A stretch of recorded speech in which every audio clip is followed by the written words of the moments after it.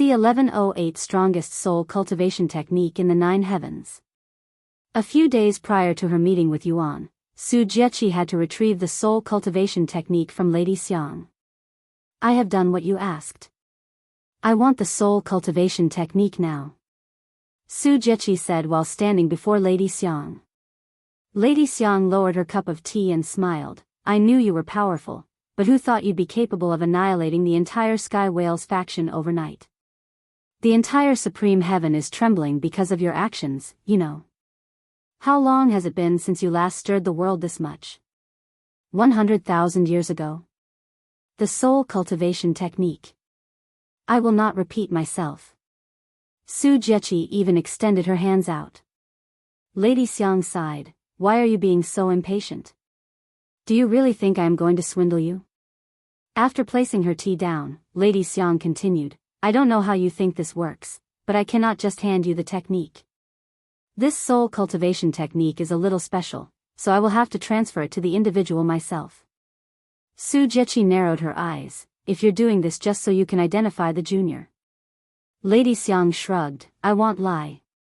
I am intrigued by this junior whom you're so desperate to help, but I do not have any ulterior motives, nor am I the type to go after someone else's man. I cannot give him the technique unless I do so personally. This is a rule that cannot be broken even if you threaten to kill me. After a moment of silence, Su Jieqi nodded, fine. Meet me at the myriad of techniques in 3 days. And without saying another word, Su Jieqi disappeared from Lady Xiang's sight. She's as difficult as ever. Lady Xiang shook her head with a bittersweet smile on her face. Normal people would be irritated by Su Jieqi's bossy attitude, but Lady Xiang has known her for millions of years and knew Su Jieqi's true personality, so it didn't offend her even the slightest. 3 days later, Lady Xiang entered the myriad of techniques, where Su Jieqi and Senior Bai were waiting. How have you been, Bai Linyu? Are you still being tossed around by Lady Su? Lady Xiang asked him in a teasing voice. And you seem the same as always, Lady Xiang. Senior Bai smiled at her. Don't you mean I look prettier than before? The two of you can chat all you want later, but we have someone waiting for us right now. Su Jieqi said. Take me to this junior. Lady Xiang smiled. A few hours before Lady Xiang's arrival, Yuan entered the myriad of techniques and met up with Senior Bai. You're here early. Lady Su won't be here for a few more hours. Senior Bai said to him. That's fine. If you're free, let's have a chat.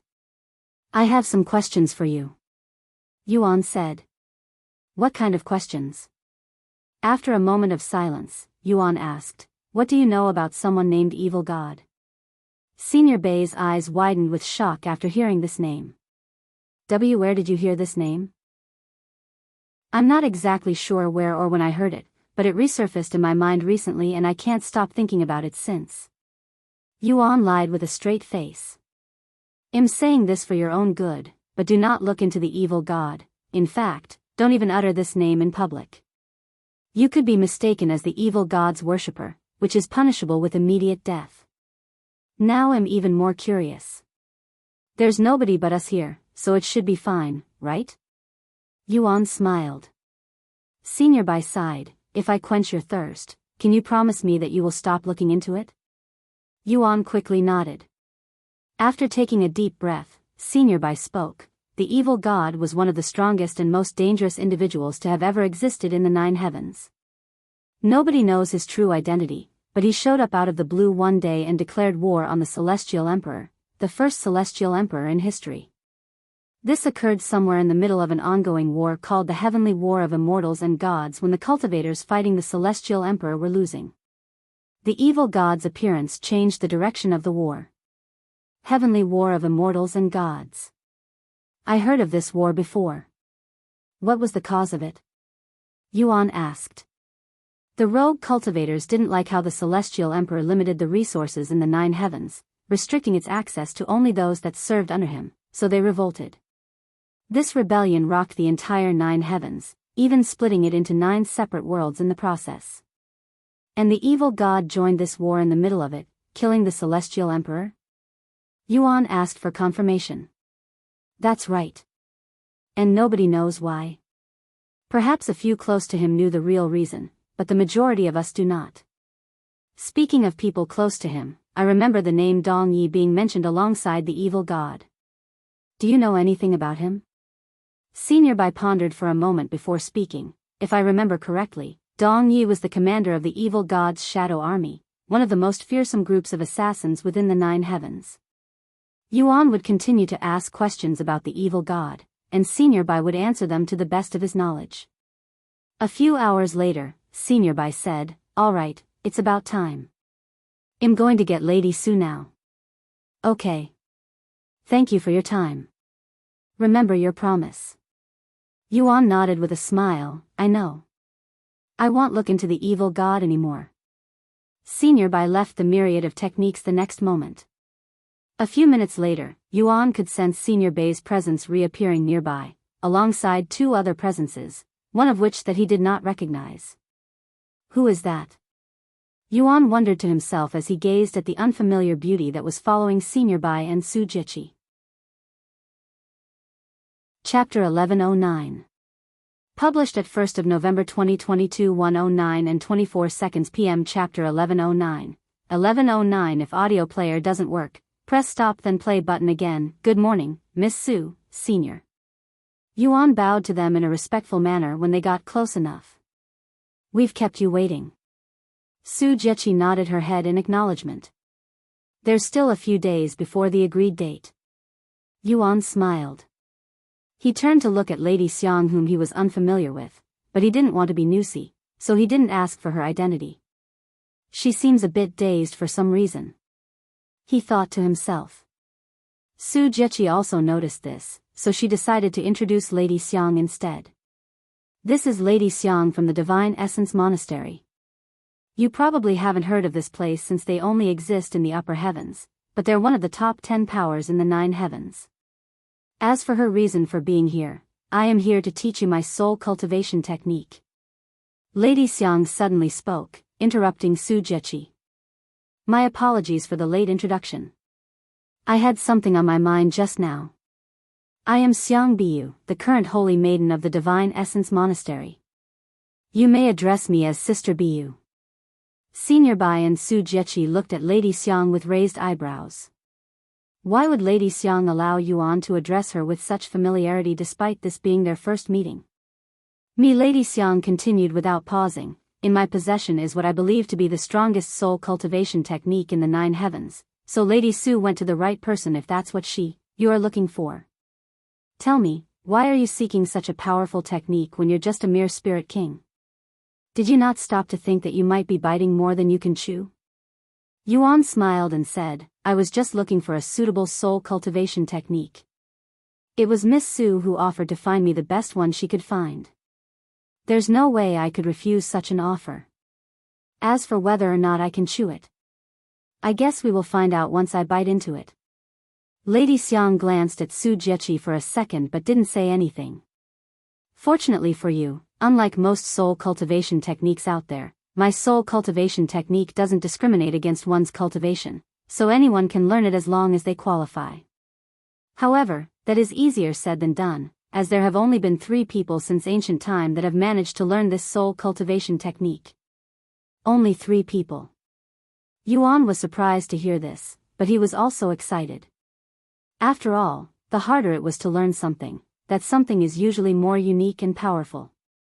If you do not have what it takes to learn this soul cultivation technique, there is nothing I could do for you. It just means you are not fated to learn it. Lady Xiang said a moment later. She turned to look at Lady Su and continued, as I have mentioned before coming here, if he doesn't learn it, don't expect any compensation, as this was part of our deal. I am well aware.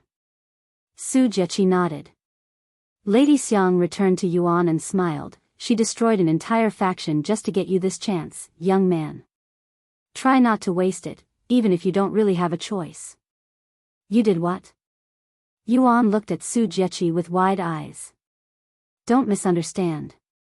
Even though it was part of the agreement, the celestial overlords have a duty to deal with any demon worshippers, so I would have dealt with them the moment I learned that they were demon worshippers, even if it wasn't part of the agreement. Whatever you say, Lady Su. Lady Xiang proceeded to glare at Yuan with a serious look on her face. Are you ready? She asked. I am. He nodded. Let's go. Su Jiechi suddenly said to Senior Bai, who nodded in silence. The two of them proceeded to leave Lady Xiang and Yuan alone. Since Lady Xiang only promised to teach Yuan the soul cultivation technique, it was only natural for everyone else to leave. Once they were alone, Lady Xiang spoke. This technique is a little special, so the learning method will be a little special as well. Though, it's quite simple. Lady Xiang closed her eyes, and her aura suddenly began to soar. A few moments later, a massive golden bell materialized behind her. This bell didn't appear to be completely solid and seemed somewhat semi-transparent. It was the size of a 4-story building, and it emanated an otherworldly aura. Upon closer inspection, Yuan could see tiny words engraved onto the front of the bell, exactly 1,000 words. Is that the soul cultivation technique inscribed on the bell? Yuan asked. Indeed. It may seem very insignificant compared to even the most ordinary technique, but each word encompasses a profound secret that will lead you closer to learning the technique. What is this technique's name? You will learn it if you are fated to. Otherwise, you are not worthy to know its name. Lady Xiang said. Yuan's gaze was fixated on the golden bell ever since it came into view, looking as though he was bewitched by it. It could take weeks, months, even years to learn this technique. I will give you 50 years. Lady Xiang said a moment later. Although 50 years may sound a lot, it would feel no different than a few weeks for an immortal who has lived millions of years. Furthermore, it took Lady Xiang, one of the most talented individuals in her era, 120 years to learn the technique, so 50 years was actually very little time. However, almost as though he couldn't hear her, Yuan remained silent. Lady Xiang continued speaking regardless. Once you think you have comprehended the technique, ring the bell with your spiritual energy. Even a little is fine. Once you do, the bell will ring, and each ring will signify your understanding, so the more times it rings, the more you'll comprehend it. I doubt you'll be able to learn this technique in 50 years, but there's no need to worry, because I will. In the midst of Lady Xiang's thoughts, Yuan suddenly lifted his finger and pointed it at the bell. And before Lady Xiang could even wonder what he was thinking, Yuan released a strand of spiritual energy that flew straight at the bell. What are you? Lady Xiang exclaimed in a shocked voice after seeing his seemingly reckless actions, but she had no time to be shocked, as Yuan would surely be dead before the bell could even finish ringing once. If you find any errors, broken links, non-standard content, etc., please let us know so we can fix it as soon as possible. Tip: you can use left, right, A and D keyboard keys to browse between chapters. Chapter 1110. Published at 1st of November 2022 1:09 and 22 seconds p.m. Chapter 1110. 1110 If audio player doesn't work, press stop then play button again. The moment Yuan's spiritual energy touched the bell, its golden figure began to tremble, and a second later, almost as though someone had struck it with a wooden log, it released a heart-throbbing noise that swept the entire world. Dong! Yuan could feel his entire body trembling with the bell, and it felt like his very soul had been struck alongside the bell. Do you have a death wish? If you ring the bell before you comprehend the technique, it could shatter your very soul. Lady Xiang cried out loud after hearing the first ring. However, there was nothing she could do about it, as once the bell rings, it would not stop until the very end, and whether Yuan's soul will survive the ordeal was entirely up to him. Don't worry, I have already comprehended the technique. Yuan spoke in a calm voice as the first ring continued to echo. The sound of each ring lasted 9 seconds, so he had some time until the next one. What in heaven's name are you talking about? That's impossible. It took me 120 years to comprehend the technique while you've just started. Lady Xiang didn't want to believe it, she couldn't. In fact, nobody in the 9 heavens would believe Yuan's outrageous claims. However, Yuan wasn't lying. Almost as though he was fated to learn the technique, or he learned the technique in advance, had instantly grasped the meaning behind the words on the bell at glance and comprehended the technique the following second. It was so unbelievably easy that even Yuan doubted it at first, hence why he went ahead and rang the golden bell, as he suddenly had this uncontrollable urge to do so, which was probably affected by the technique he'd just comprehended. With that being said, while he's comprehended the technique, he hasn't actually learned it yet. How much of the technique he learns will entirely depend on the amount of times the bell resounds. Thus, the more the bell rings, the more he will learn the technique. 9 seconds after the first ring, the bell rang for a second time, sounding even louder than the previous. Dong! Yuan could feel his entire body being pushed back by the noise as well as the invisible force that was pressuring his internal organs and his very soul. Despite that, it didn't really affect Yuan too much, and the pressure on his soul was nothing more than just that. He wasn't hurt by the pressure, nor did he feel like his life was threatened by it. Therefore, Yuan stood tall and endured the second bell for 9 more seconds. After the second ringing ended, the bell resounded for a third time, but not before the golden bell itself grew in size. And in the blink of an eye, the golden bell nearly doubled in size. Dong! Lady Xiang swallowed nervously as an expression of disbelief was plastered all over her face. He's withstanding the pressure from the bell. Did he really comprehend the technique in that short of a time? How many times will the bell ring for him? Lady Xiang recalled her experience learning the technique and facing the bell. After spending 120 years trying to comprehend the technique, she managed to make the golden bell ring a total of 6 times out of a possible 9. Dong! The golden bell rang for the 4th time, and it had grown so large that it was almost as big as Yuan's God of War's astral arts avatar.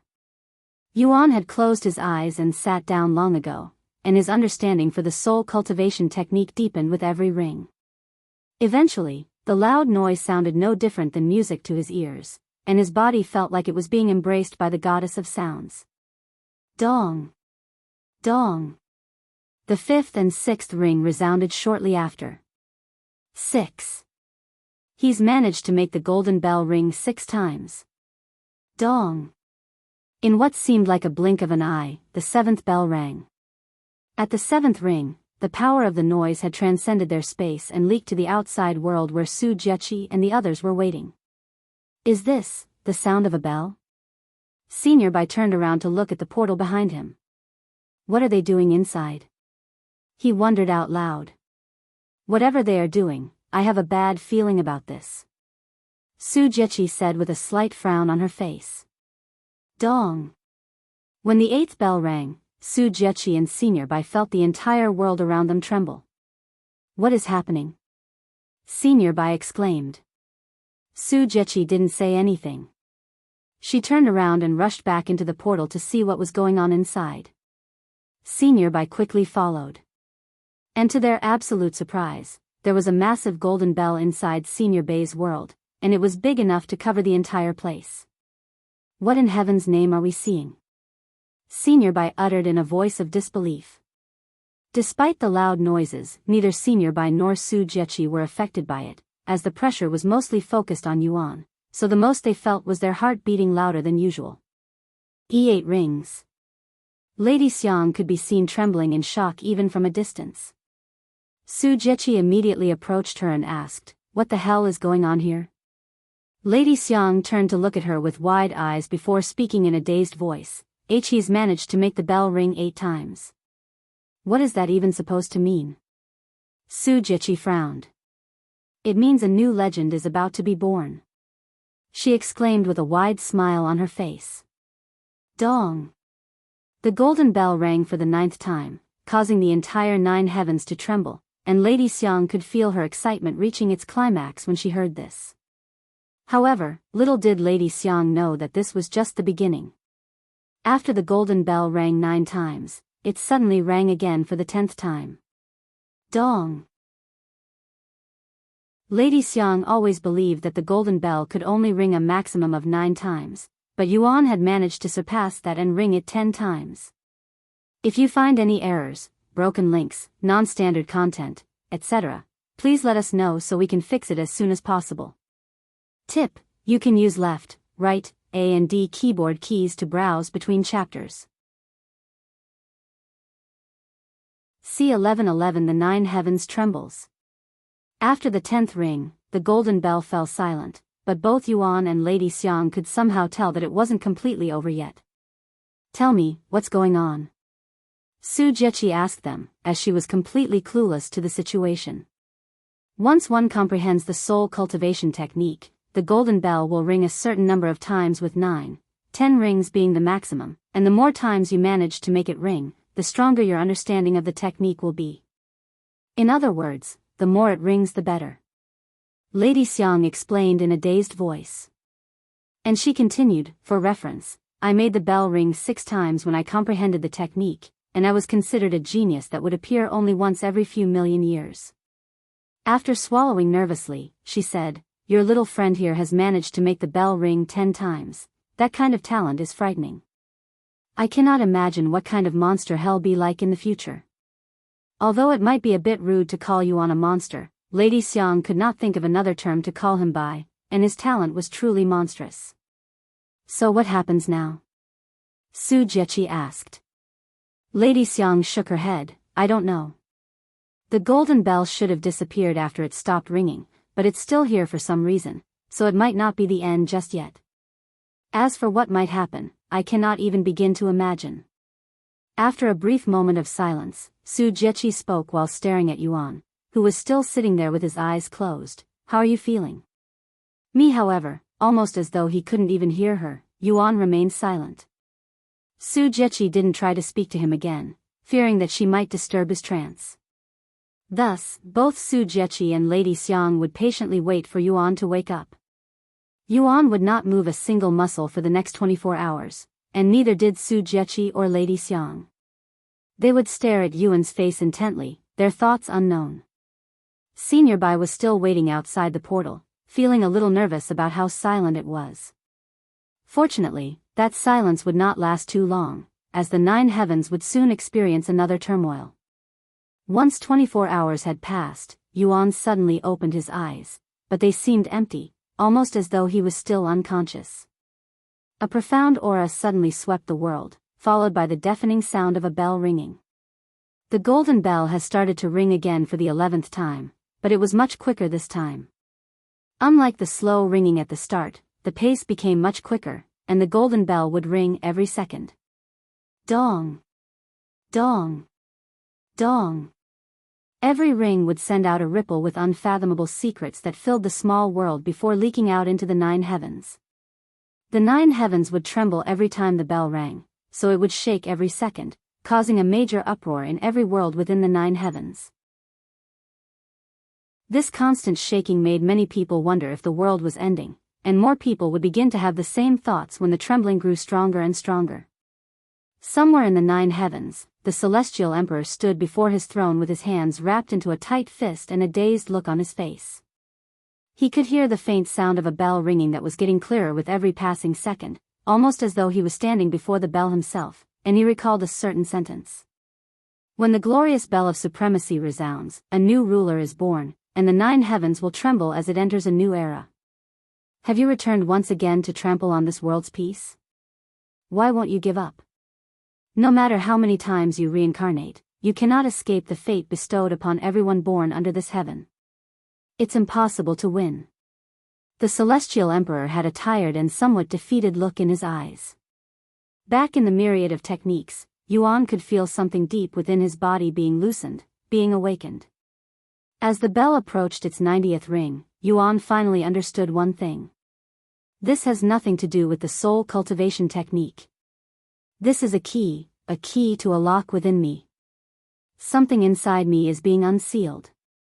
Although he didn't know what was being unsealed, he somehow knew that it would help him face whatever was inside the Nameless Emperor's tomb. Once the golden bell rang a total of 99 times, it would stop for a few seconds before resounding one more time. When the golden bell rang for the 100th time, it shattered into countless fragments. These fragments did not immediately disappear and instead transformed into golden swords that pointed at Yuan.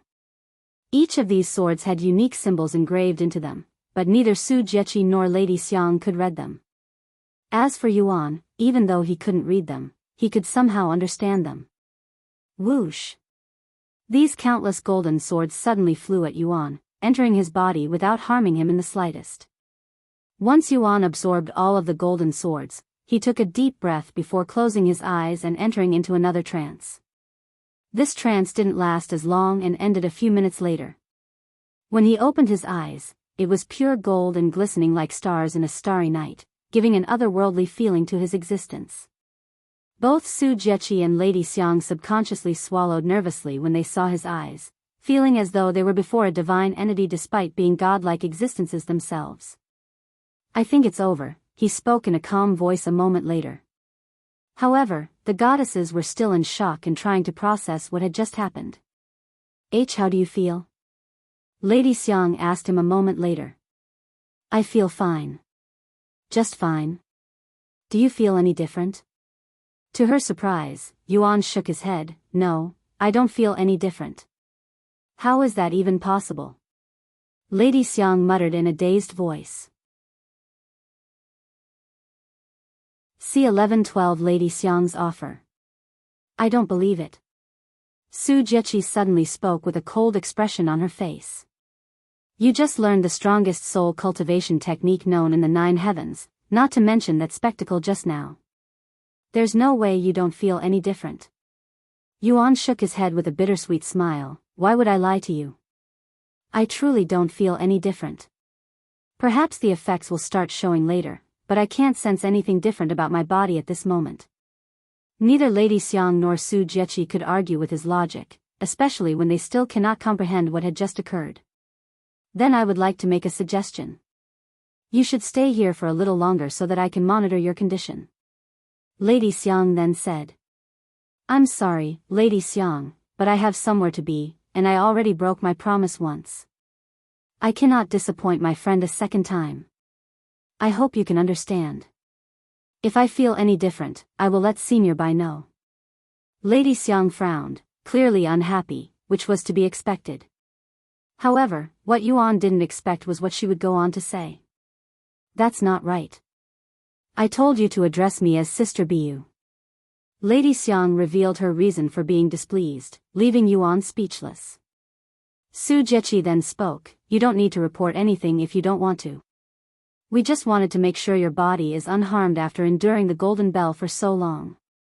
If it is considered rude to question a cultivator about their gains after they consumed a treasure, the same logic applied to cultivation techniques.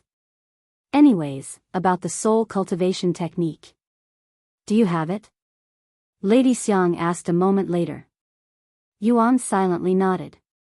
Lady Xiang took a deep breath before speaking. "Not only did you surpass me in comprehension, you even made the golden bell ring 110 times. I don't think something like this will ever be surpassed or repeated again. Junior brother Yuan, would you like to be my disciple?" Lady Xiang suddenly offered to be his master. "If you become my disciple, I will immediately bring you to the supreme heaven, and I will spare no resources nurturing you. All of my disciples have become a powerhouse in the 9 heavens one way or another, and with your talents, you will surely be my brightest disciple yet. Moreover, since our soul cultivation technique is very unique, I am the only person in the 9 heavens who can guide you properly in that regard. Although the Divine Essence Monastery is a female-only sect and I have only ever accepted female disciples before, I will make an exception for you. You will not only be surrounded by beauties, they're the most brilliant and beautiful flowers you can encounter in the 9 heavens. If that's not enough to satisfy you, I don't mind offering myself to you. I may have lived a long time, but as the Holy Maiden, my body is still pure." Lady Xiang winked at the end. Yuan was speechless. How did the conversation go off the rails so fast within a single sentence? "Hey, what nonsense are you spouting? I'll kill you." Su Jieqi interrupted with a cold look on her face. Lady Xiang remained calm despite Su Jieqi's threatening aura, and she even smiled. "Nonsense? I did not utter a single lie just now. In case you forgot, you also studied under me at one point. That was because my father. No matter how you put it, you cannot alter the truth." Su Jieqi rubbed her eyes and sighed. "Yuan, ignore her. She may be the Holy Maiden, but she acts anything but one. Even if she is the only person in this world who can teach you about the soul cultivation technique, I have a feeling that you won't need it. In fact, you might even be the one guiding her in the future.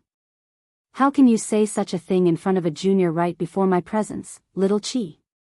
To make things fair, how about I reveal some of your embarrassing secrets? Lady Xiang spoke with a cold look on her face. I thought I told you that I would kill you if you ever utter that name again. Su Jiechi's eyes flickered with killing intent. Sensing that things were getting out of hand, Yuan cleared his throat and spoke in a stiff voice, Seniors, please calm down. You're both my benefactors. I cannot bear to watch the two of you fight with each other. He then turned to look at Lady Xiang and continued, As for your offer, Lady, Sister Biyao, I'm sorry, but I will have to decline. May I ask for your reason? Lady Xiang asked, her expression turned serious. There are still things that I must do, questions that I need to find answers for down here before I ascend to the supreme heaven. I have already decided to climb every step of the way to the supreme heaven, so I cannot let you take me there. Yuan explained. After all, he won't be able to recover his memories if he skipped all the way to the end. Lady Xiang closed her eyes and released a long sigh. If that's your decision, I won't force it. While she really wanted to accept Yuan as a disciple, she already expected for him to refuse. However, even if Yuan accepted her offer, she wouldn't have actually accepted him as her disciple for one simple yet complex reason, a reason that she cannot reveal to either Yuan or Su Jiechi. Junior brother, I won't pursue this issue any further, but I have another request. Let's meet again in this place after 3 months. I want to see how much you've progressed with the soul cultivation technique. Lady Xiang said. 3 months. I might not be able to make it, as I will be entering the Nameless Emperor's tomb, which could last for as long as half a year. Yuan said. Nameless Emperor's tomb. You're actually going inside that torture chamber? What are you, a masochist? Su Jiechi couldn't help but utter these words. You've been inside before? Yuan had a feeling this was the case. Of course. In fact, most of the immortals in the Supreme Heaven have explored the Nameless Emperor's tomb at least once. Despite this place existing in the third heaven, it is still dangerous enough that even immortals have perished inside. While inside, everyone above Spirit King will have their cultivation restricted to peak Spirit King, and all spiritual treasures above Ancient Grade are rendered useless, so the only advantages we have are our knowledge, experience, and techniques. Su Jiechi said. Yuan swallowed nervously after hearing all of this. The Nameless Emperor's tomb is dangerous enough to kill even immortals that are entities that he cannot even comprehend yet? Why does such a place even exist? He couldn't wait to find out. Now that I know you're planning to explore the Nameless Emperor's tomb, I cannot leave you empty-handed. Lady Xiang suddenly said. Here are some life. Right as Lady Xiang prepared to pull out life-saving treasures for Yuan, Su Jiechi stopped her and said, What are you doing? Have you forgotten our position? If we interfere too much, it could have the opposite effect and harm him instead. Lady Xiang wanted to argue, but she couldn't. Fine, I won't give him any life-saving treasures, but I won't let him go inside without anything. Lady Xiang said with a stern look on her face. Even though he's not my official disciple, he still learned my soul cultivation technique, so he is technically one. C1113 Lady Xiang's blessing. Come over here, junior brother. Lady Xiang gestured for Yuan. You may not need this, but it's better to be safe than be sorry.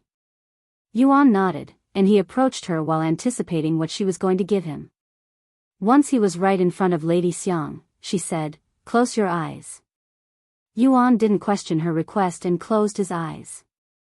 The following moment, he would feel something soft and small pressing against his forehead, which prompted him to open his eyes. When he opened his eyes, Yuan could only see a pair of luscious breasts hovering right in front of his face, causing him to raise an eyebrow. Su Jiechi's mouth was wide open at this moment as her shocked eyes were glaring at Lady Xiang, who was giving Yuan a kiss on the forehead. As the holy maiden, her actions right now would be considered a taboo, and it would surely create an uproar if the public knew of it. The kiss didn't last long, only 3 seconds, but it felt like 3 hours to Su Jiechi. Perhaps it would have lasted longer if Su Jiechi didn't intervene. Are you done yet? Lady Xiang removed her lips from Yuan's forehead with a satisfied smile on her face. I've just given you a blessing. It will automatically activate if it senses that you're in grave danger. I hope it will never activate, though. Thank you. Yuan smiled back, not thinking too much about the kiss on the forehead. Sometime later, Su Jiechi spoke, regarding your other request, about your physique. Unfortunately, I didn't have time to get the manual since I came here immediately after getting the technique. When you return in 6 months, I will also be here with the manuals. I understand. Thank you, Miss Su. Before you leave, there is one more topic that needs to be discussed. Su Jiechi then said. What is it? Su Jiechi proceeded to tell Yuan about the situation in the Supreme Heaven and how many powerful sects, factions, and clans had sent down people to hunt for a certain individual. Yuan began sweating when he heard this information. Even though Su Jiechi said that they didn't know the true identity of this criminal yet, he knew right away when she mentioned Heaven's judgment, and he pondered if he should tell her the truth. Honestly, even though I am telling you this, I am not telling you to hunt this criminal. Even if you come across this person, you aren't obligated to catch him. There are plenty of people who are capable of dealing with a mere criminal in third heaven. Though, you will receive a lot of good karma if you do, so there's that. I understand. I will try my best to catch him if I see him. Yuan said with a stiff smile on his face. Here. Take this jade slip. It will burn if you're close to the criminal, who had been branded by heaven during the judgment. Su Jiechi handed Yuan a black jade slip. Yuan silently stared at the jade slip with a dazed look on his face. He was wondering why the jade slip had no reaction even though he was right in front of it. Not that he had any complaints, as this situation worked in his favor. After accepting the jade slip, Yuan left the myriad of techniques shortly after. So he's already left, huh? I still have something to give him, but that will have to wait until our next meeting now. Senior Bai mumbled after learning that Yuan had left. He'll return in 6 months after the Nameless Emperor's tomb. Su Jiechi briefly explained the situation. Nameless Emperor's tomb. Even with his talents, I cannot help but feel a little worried. Senior Bai shook his head. The Nameless Emperor's tomb could be considered one of the most difficult legacy tombs in the 9 heavens, after all. Why are you still here? Su Jiechi turned to look at Lady Xiang, who was still lingering around for some reason. Lady Xiang did not immediately respond and silently stared at her. After a moment of silence, she asked in a low voice, judging by how you're acting around that young man. Don't tell me you can't see the resemblance? What are you talking about? Su Jiechi looked genuinely puzzled by such a question. Unbelievable. Lady Xiang sighed. Actually, now that I think about it, you weren't there to see his growth, so it's not that surprising that you don't see it. What the hell have you been mumbling about since the beginning? You are acting weird today, very weird. If you don't understand it, then I won't bother. Lady Xiang shook her head. Naturally, she was referring to how Yuan resembled the founder of the Celestial Overlords. Unlike Su Jiechi, who was picked up by the founder when she was just a little girl, Lady Xiang had been with him since much earlier, as early as his teenage years. The resemblance is so uncanny that I thought I'd somehow traveled to the past. Lady Xiang sighed inwardly as she recalled her memories that are so old they can be considered ancient.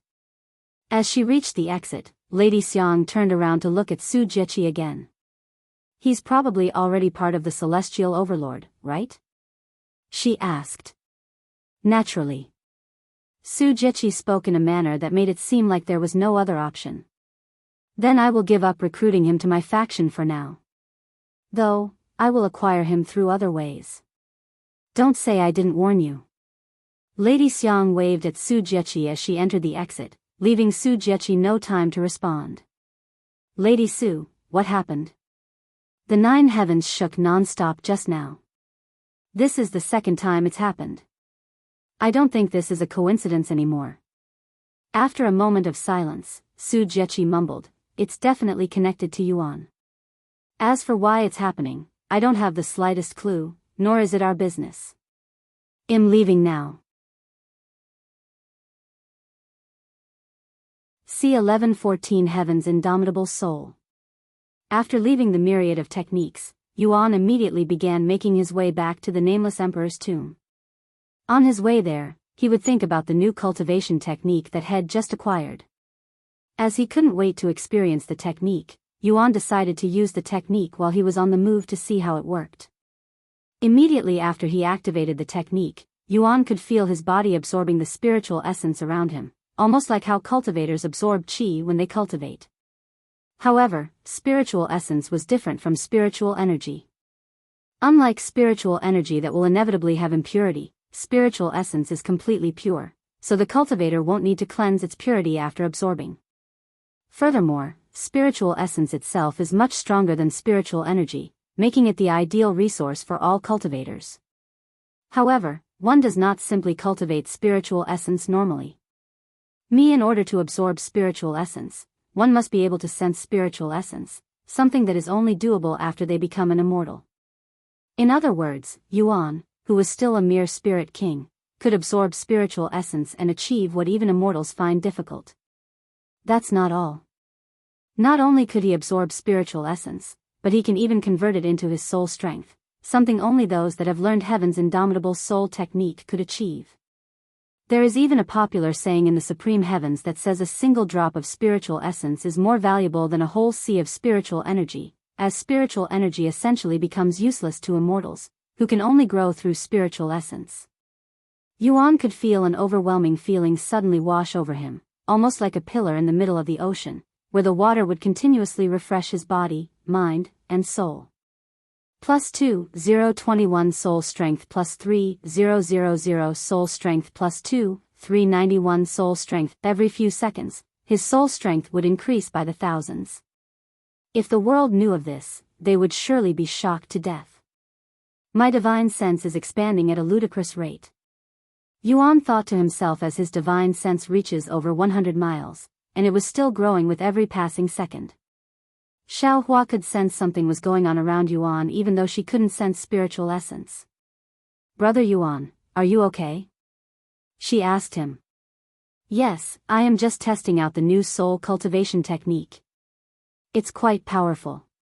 My soul strength is increasing by the second." "What kind of effect does it have?" Feng Yuxiang asked out of curiosity. "It absorbs spiritual essence and converts them into my soul strength." "What? You can absorb spiritual essence already?" Unsurprisingly, Feng Yuxiang exclaimed in a shocked voice after hearing this information. Only those that have succeeded their immortal ascension should be able to do such a thing. Out of everything Yuan has done up to this point, his ability to absorb spiritual essence as a mere spirit king was the most shocking by far, not to mention that he could even convert it into soul strength. For comparison, it was akin to a mortal learning cultivation techniques only comprehensible by gods, or a mortal casually wielding a godly artifact that would normally kill anyone that isn't powerful enough to wield it. "Yuan, you should keep this information a secret." Lan Yingying suddenly spoke in a worried voice. "She's right, brother Yuan. If the world knew, all of the powerful cultivators out there would definitely try to kill you because of your potential, especially immortals, who would be filled with jealousy and anger if they knew that a spirit king could use their spiritual essence," Xiaohua said.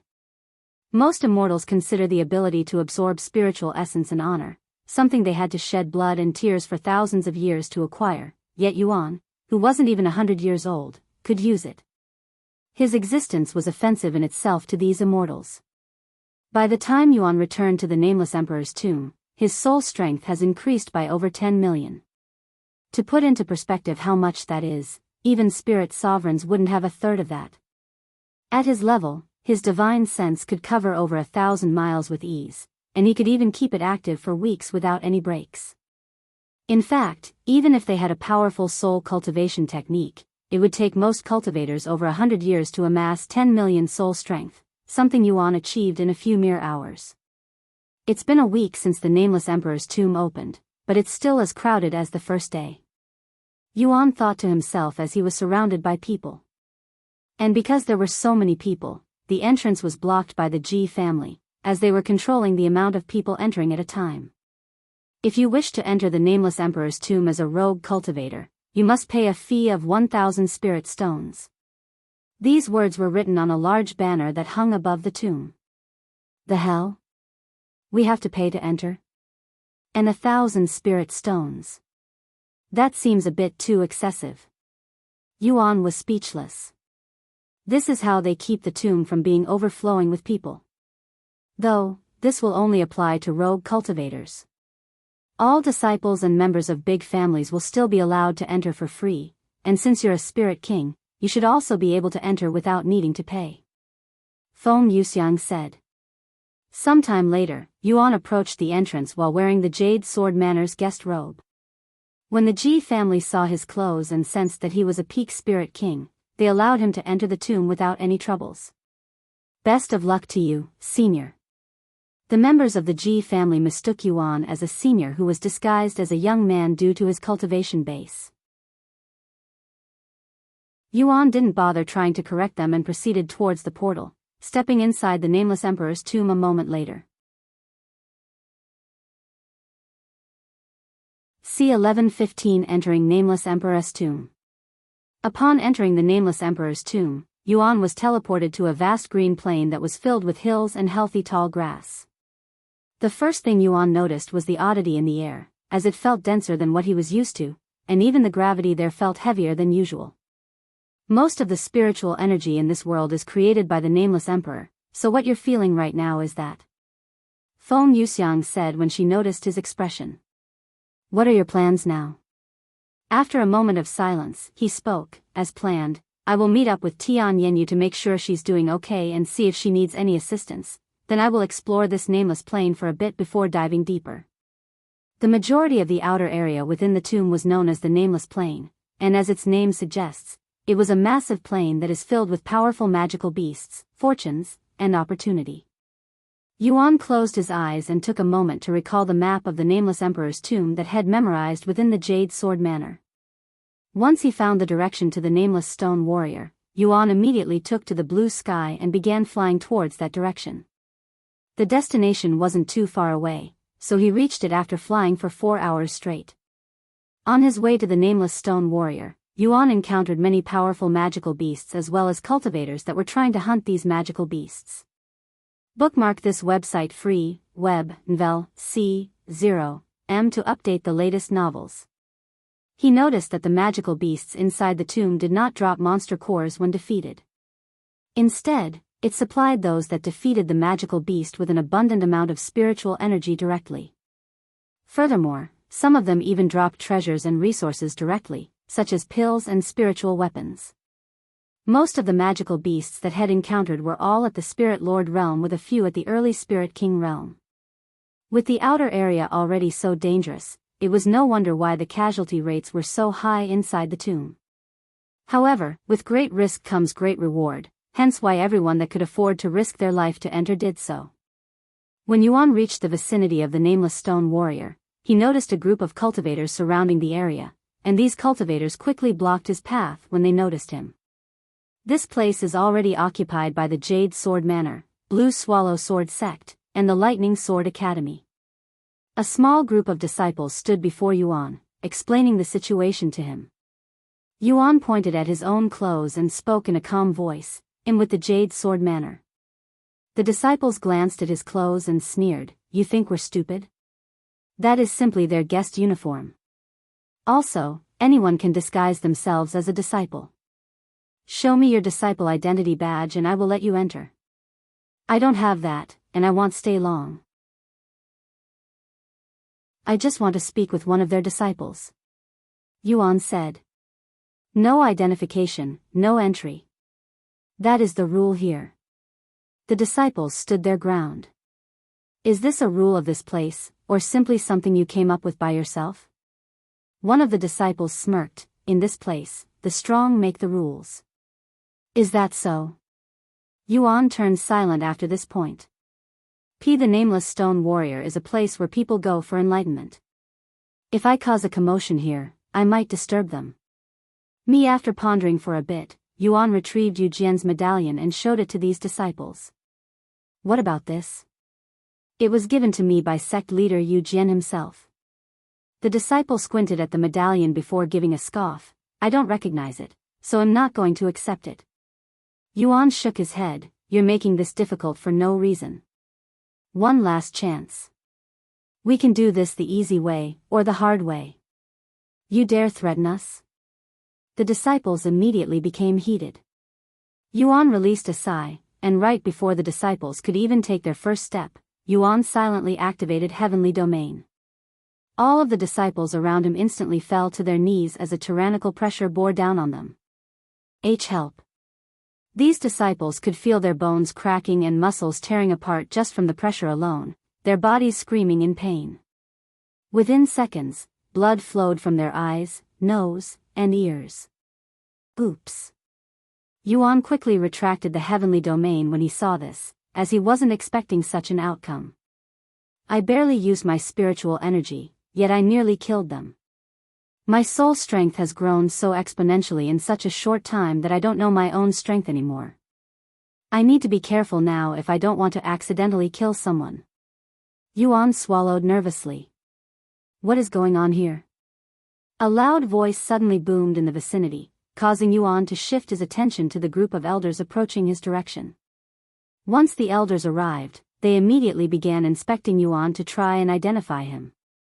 A few of the elders there were from the Jade Sword Manor, so they immediately recognized his esteemed guest uniform. Furthermore, Yuan was still holding their sect leader's medallion. Who are you, and why did you attack my disciples? An old man wearing a blue uniform stepped forward and questioned Yuan with an angry expression while the other elders went to treat the disciples by feeding them a healing pill. Yuan quickly explained himself, but the elder did not seem to be satisfied by it. Yuan couldn't blame the elder, as had nearly killed the disciples. However, before the situation could get any worse, Yu Jian showed up to the scene after being notified by the elders from his sect. After speaking with the elder from the Blue Swallow Sword sect, Yu Jian managed to calm the situation. I have settled things for now, so you can enter, but that is only for now. They might try to trouble you later, and I can't protect you then. Yu Jian sighed. That's fine. Thank you for the assistance. Yuan showed him a calm smile, almost as though he couldn't care less about it. He entered the area with Yu Jian a moment later while being glared at by the disciples that had nearly killed. C1140 Nameless Stone Warrior. A few minutes after his incident with the Blue Swallow Sword sect, Yuan could see a massive statue of a masked figure standing in the distance. This figure was clearly the Lord, and he was holding his sword straight in front of him like some kind of knight. Once he got closer, he could see hundreds if not thousands of people sitting around the statue while staring at it intensively, as if they were trying to poke holes in the statue with their gaze alone. He quickly found Tian Yenyu and Tian Suyin. They were both sitting towards the middle of the group, located directly behind the statue, which is considered to be the worst spot there, as they were unable to see the Lord or the sword clearly from such an angle. Unfortunately for them, the spots in front of the statue were taken by the high-ranking sect elders and top geniuses of their respective sections. The Nameless Stone Warrior is a famous location within the Nameless Emperor's tomb.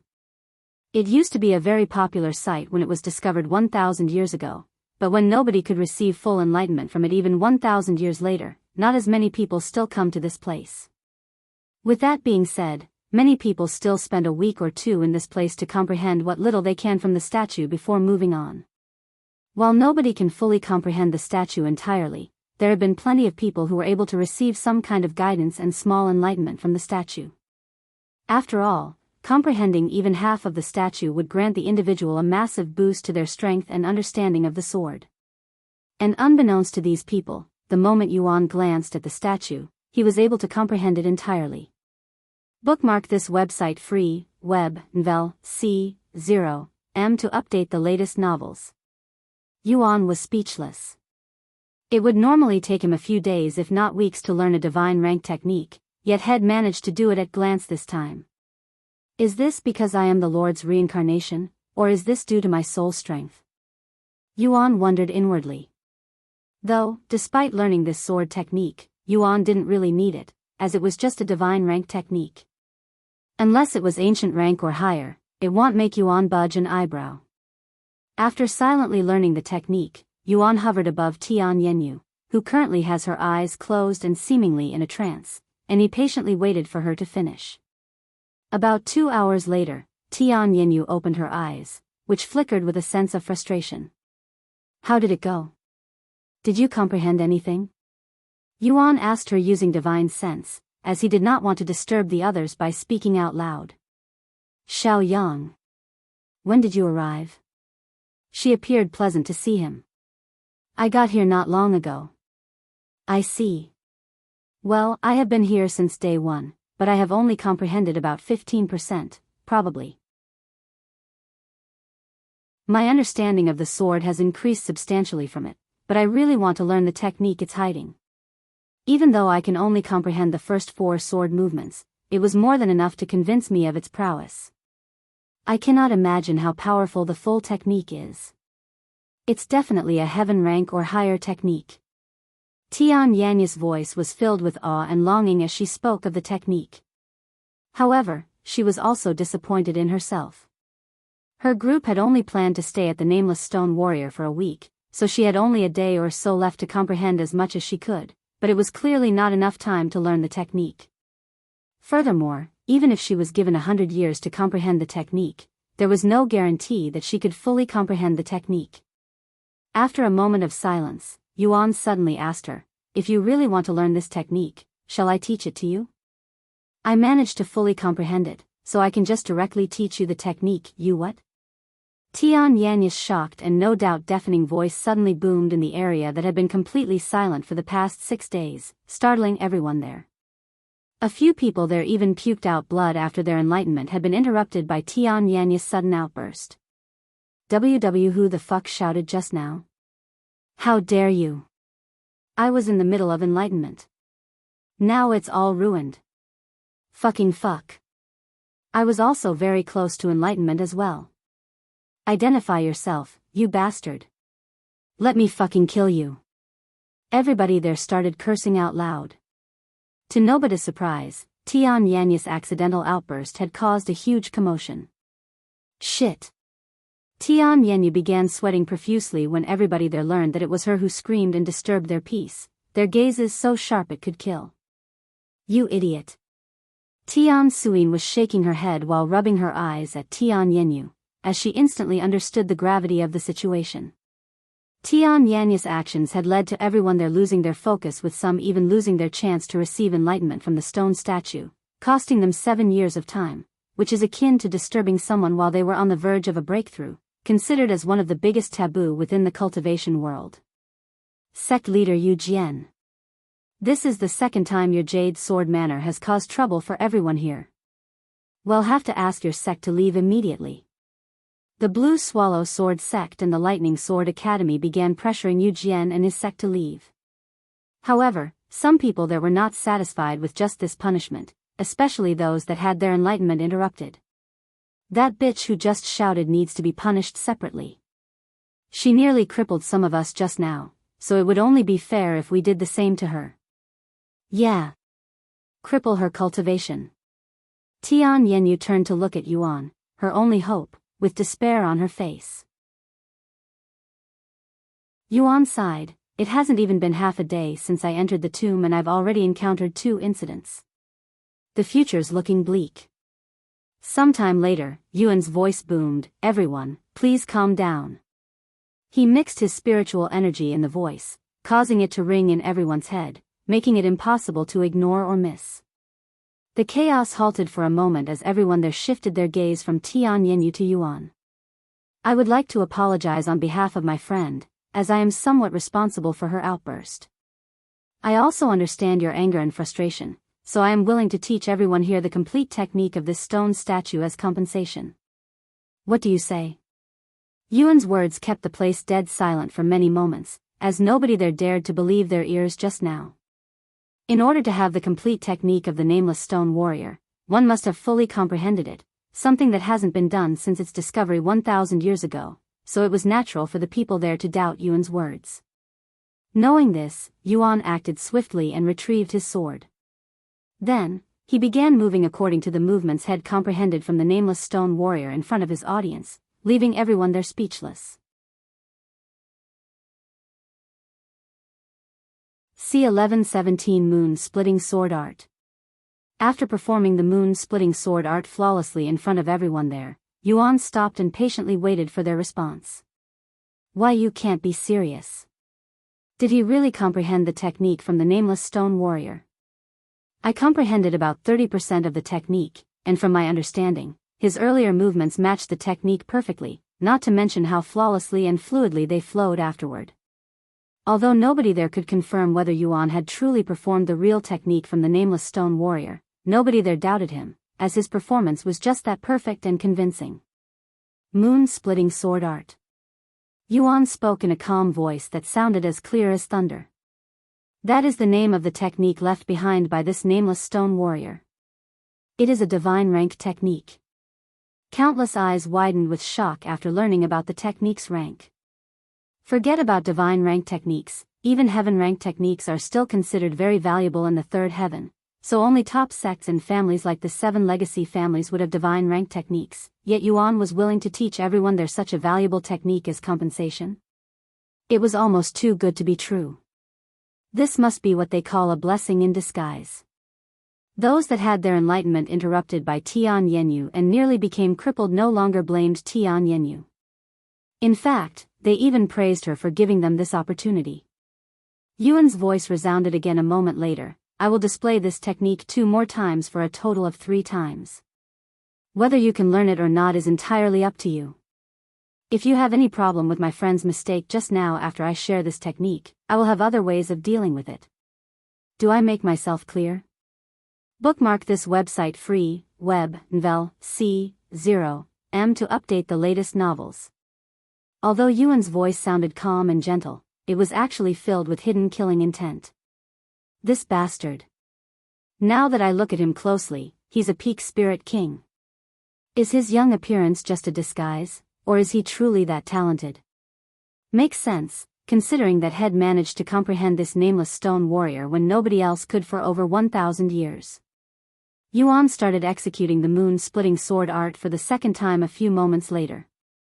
When that happened, all of the cultivators there sealed their mouths, cleared their mind, widened their eyes, and even refused to blink to make sure they didn't miss a single detail.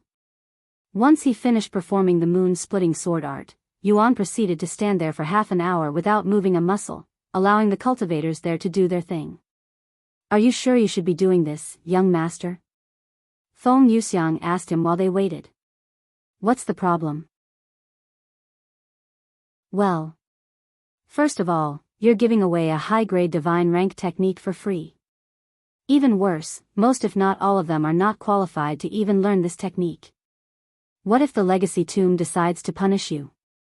Feng Yuxiang expressed her worries. Yuan smiled. What's wrong with sharing something that is mine to begin with? It's just a divine rank technique. Also, I truly feel guilty for what happened to them today, not to mention the disciples that I nearly killed by accident. And as ID already said, even if I show them this technique, it's not like all of them are capable of actually learning it. Once 30 minutes had passed, Yuan lifted his sword into the air again and began performing the technique for the third and final time. The area became even more silent as the cultivators there tried their best to burn the sword technique into their memories. At the end, Yuan said to them, "Now, if you still have any problems with my friend, raise your hand." Nobody there dared to move a single muscle.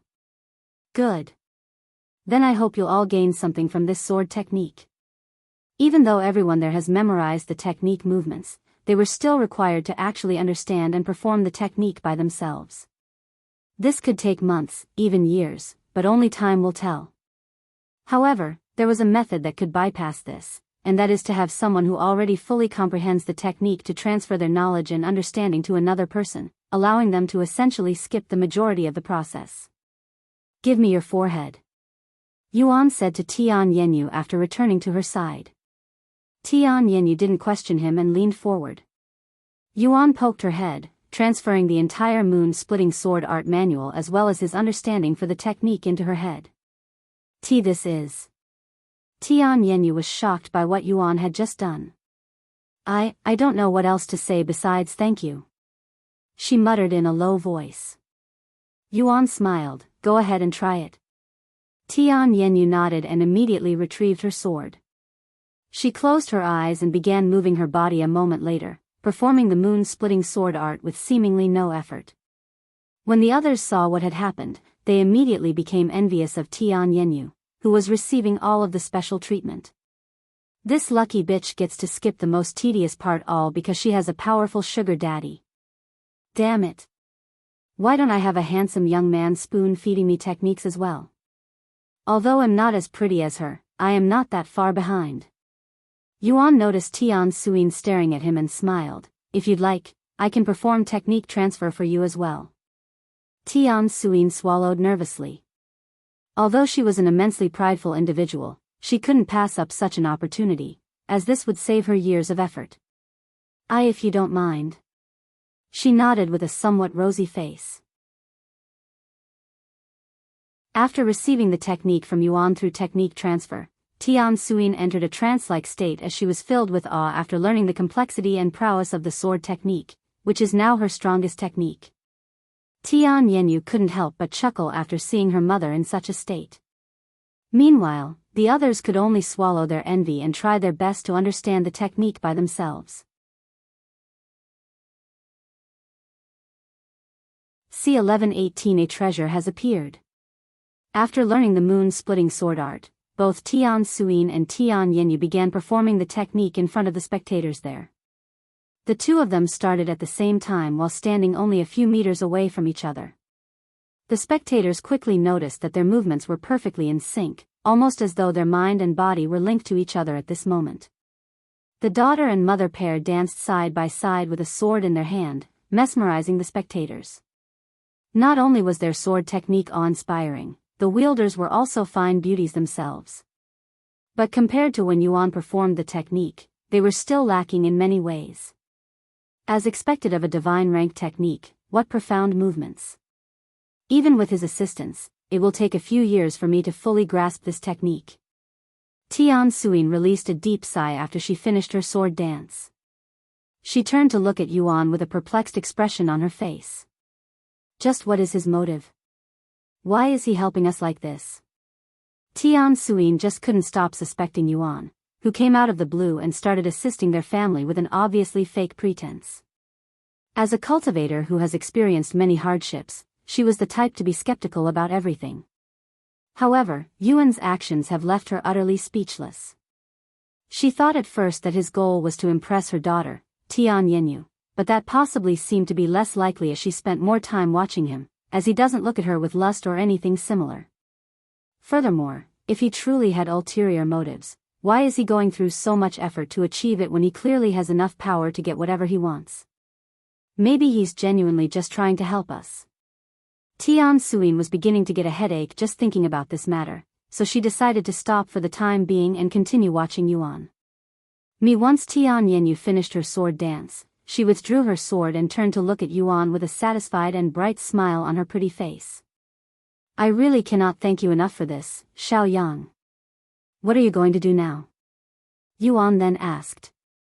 Well, we were planning to check out the other sites to see if we can comprehend those, at least until a treasure appears. Every time the Nameless Emperor's tomb opens, treasures would appear in random areas. This has been happening for so long that it makes one wonder if there's an unlimited amount of treasures within the tomb. And when a treasure appears, a war would break out between multiple factions. At least 3 treasures will appear every opening, with 9 treasures being the most that have appeared. Tian Yenyu explained. Is that so? Just as Yuan opened his mouth, someone there shouted, a treasure has appeared. Everybody there turned to look at the person who just spoke while the sect leaders and elders went to gather more information. Where is the treasure? When did it appear? What kind of treasure is it? The man quickly answered their questions. A sword treasure appeared near the Stone Sword Valley around 4 hours ago, and it's at least divine grade. Divine grade sword. This is going to cause a bloodbath, and it's even the very first treasure this year. Tian Yanyu sucked in a cold breath of air after hearing this information. Let's go. We must get there before it's too late. The sect leader of the Blue Swallow Sword sect shouted at his disciples, and without any hesitation, they all flew towards the south. The Lightning Sword Academy quickly followed. Let's also go. Even though there's a good chance that we won't get it, we must try. Sect leader Yu Jian said to his disciples. What are you going to do, Xiaoyang? Tian Yanyu asked him. I will come along with you for this one. Great. Thus, Yuan followed the Jade Sword Manor to the Stone Sword Valley, which took them just a little under 3 days to arrive. Once they arrived at the location, they could see thousands of cultivators that came before them crowding the place. The Stone Sword Valley is a vast land that had countless stone swords of various sizes stabbed into the ground, making it seem as though it was a graveyard for swords. And hovering a few hundred meters in the air within the Stone Sword Valley was a beautiful sword with a red blade. However, this blade was protected by some kind of aura, making it impossible for anyone there to acquire it yet. In the Nameless Emperor's tomb, the saying first come first serve doesn't exist. When a treasure appears, it will be in this unobtainable state for anywhere between 3 to 7 days, allowing everyone the chance to acquire it. Hence why the Jade Sword Manor and many other sects bothered to travel to this area despite the time it took them to arrive. What a beautiful sword. Tian Yanyu mumbled in a dazed voice as her eyes were glued to the sword in the air. Do you want it? Yuan asked with a mysterious smile on his face. She turned to look at him with a smile. You make it sound like it's an easy thing to do. Yuan swept the entire place with his divine sense before speaking in a confident voice. Well, nobody here can stop me if I want to get it. Are you serious? Tian Yanyu's eyes widened. There were thousands of powerful cultivators there with multiple spirit kings. Even the Silent Rippers wouldn't be able to last a minute if they had to go against everyone there. I have no need for the sword, but if you want it, just say the word and I will get it for you. Okay. Tian Yanyu nodded with a slightly rosy face. Tian Suyan's eyebrows twitched at their interaction, and she couldn't help but feel a little jealousy for her own daughter. Me winking face. C1119 Fighting for the treasure. Sect leaders and family heads, may I request for a brief meeting to talk about our situation before the treasure unseals itself? A middle-aged man emanating a powerful aura at the peak Spirit King realm suddenly spoke in a loud and clear voice. This man was Huang Li, sect leader of a renowned sect called the Seven Profound Swords, one of the top 3 sects within the third heaven. All of the sect leaders and family heads there gathered below the treasure shortly after. I will get straight to the point. Huang Li spoke a moment later with a solemn expression on his face. This treasure will, without a doubt, cause a great deal of trouble for all of us, so I have a suggestion that will reduce the bloodshed. Each sect and family here will have 3 members randomly picked to fight for the treasure in a tournament-style manner. No matter if they are a spirit lord or spirit king, disciple or elder, everyone will have a chance to be picked. What do you think? Although it has many flaws, it is better than a full-out war this early in the tomb, am I right? If you refuse to participate in this, those who have come to an agreement will work together to deal with them before getting the treasure. I already have sect leader Ming and sect leader Zhong's agreement, as well as the Li family and Gu family's agreement. The sect leaders and family heads immediately began pondering. Sect leader Ming's sect is ranked 7 while sect leader Zhong's sect is ranked 4th. The Li family and the Gu family are from the 7 legacy families. If we include sect leader Huang Li's ranked 3rd sect, they had a very good chance of eliminating everyone there if they work together. When a treasure appears like this, it is very common for the people there to come up with different solutions to reduce the bloodshed, especially when many strong parties are involved. After sharing their opinions with each other for several minutes, all of the sect leaders and families there agreed to Huang Li's suggestion. If you are a rogue cultivator, you may also participate in the tournament, but you are not allowed to work with other rogue cultivators. If you have any questions, you have 5 minutes to voice them. Huang Li said as he glared at the rogue cultivators there with a disdainful look in his gaze. The rogue cultivators there were not happy about Huang Li's suggestion that was settled without even including them in the discussion, but there was nothing they could do, as they did not have the power to defy the rules set by those far stronger than them. I have a question. Are the chosen allowed to forfeit the match? I cannot imagine forcing a young disciple to fight any of the seniors here. Yu Jian asked. Huang Li nodded. Of course, you are allowed to forfeit, but you may only do so before you enter the stage. The matches will also be randomized, so you won't know who your opponent is until you enter the stage. Furthermore, we are not allowed to pick the participants, so everyone that is present here can be chosen to fight, regardless if they are a disciple or sect leader. If you cannot accept this rule, you may sit out. What about those that arrive after the participants are chosen? Another person asked. They won't be allowed to participate. If they dare to intervene, we will all work together to get rid of them. Half an hour later, once all of the sect leaders and family heads spoke to their respective people, everyone there agreed to Huang Li's suggestion. Then I will now begin the selection. Huang Li retrieved a talisman and showed it to everyone there. This treasure will randomly pick 3 people within a certain group. I will allow any sect leader and family head to inspect this treasure beforehand to make sure there is no foul play here. Yu Jian and others began taking their turn inspecting the talisman. When they found nothing wrong with it, Huang Li began the selection process. One by one, 3 individuals are picked from the sects and families there. When an individual is picked, the talisman would shoot out a green beam of light that immediately envelopes the chosen. Sometime later, it was the Jade Sword Manor's turn. Everyone associated with the sect swallowed nervously as the talisman shot out its first beam of light. A moment later, everyone there turned to look at the young woman who had just been chosen. This young woman's face immediately paled when she realized that she was picked. Gee, good luck, Senior Sister Wan. Disciple Waning was a core disciple of the Jade Sword Manor, and she was a 7th-level spirit lord. Although she is considered a top talent in her sect, ranking top 5 amongst all core disciples, she was akin to an ant in this small tournament, where multiple Spirit King had been chosen to fight. And before the Jade Sword Manor could even despair, the talisman already picked the second participant amongst their group. Sect leader. It picked sect leader. The disciples rejoiced when Yu Jian had been chosen to participate. However, Yu Jian himself did not celebrate, at least not until their 3rd fighter was chosen. A few seconds later, the talisman picked the 3rd and final fighter from the Jade Sword Manor. When the light was released by the talisman, Yuan followed the light with his gaze. Eventually, he turned his head to look at the beautiful young lady standing beside him with raised eyebrows. Yu Jian could only sigh in silence after seeing the results. Xiaoyang. What should I do? Tian Yenyu looked at him with a terrified look on her face when she realized that she had just been chosen. Despite being a core disciple, she wasn't any stronger than Waning. In fact, she was amongst the weaker core disciples, as she had only recently become one.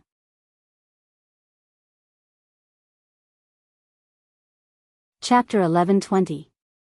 Published at 29th of November 2022 4:48 and 9 seconds p.m. Chapter 1120. 1120 If audio player doesn't work, press stop then play button again. Calm down, Yenner. Tian Suyin said as she smacked her daughter's back. Calm down? I have to fight Spirit Kings if I don't want to become a burden for the sect. Tian Yenyu frowned. You don't have to participate if you don't want to. I won't force you to fight. It's also unreasonable to ask you to fight a Spirit King.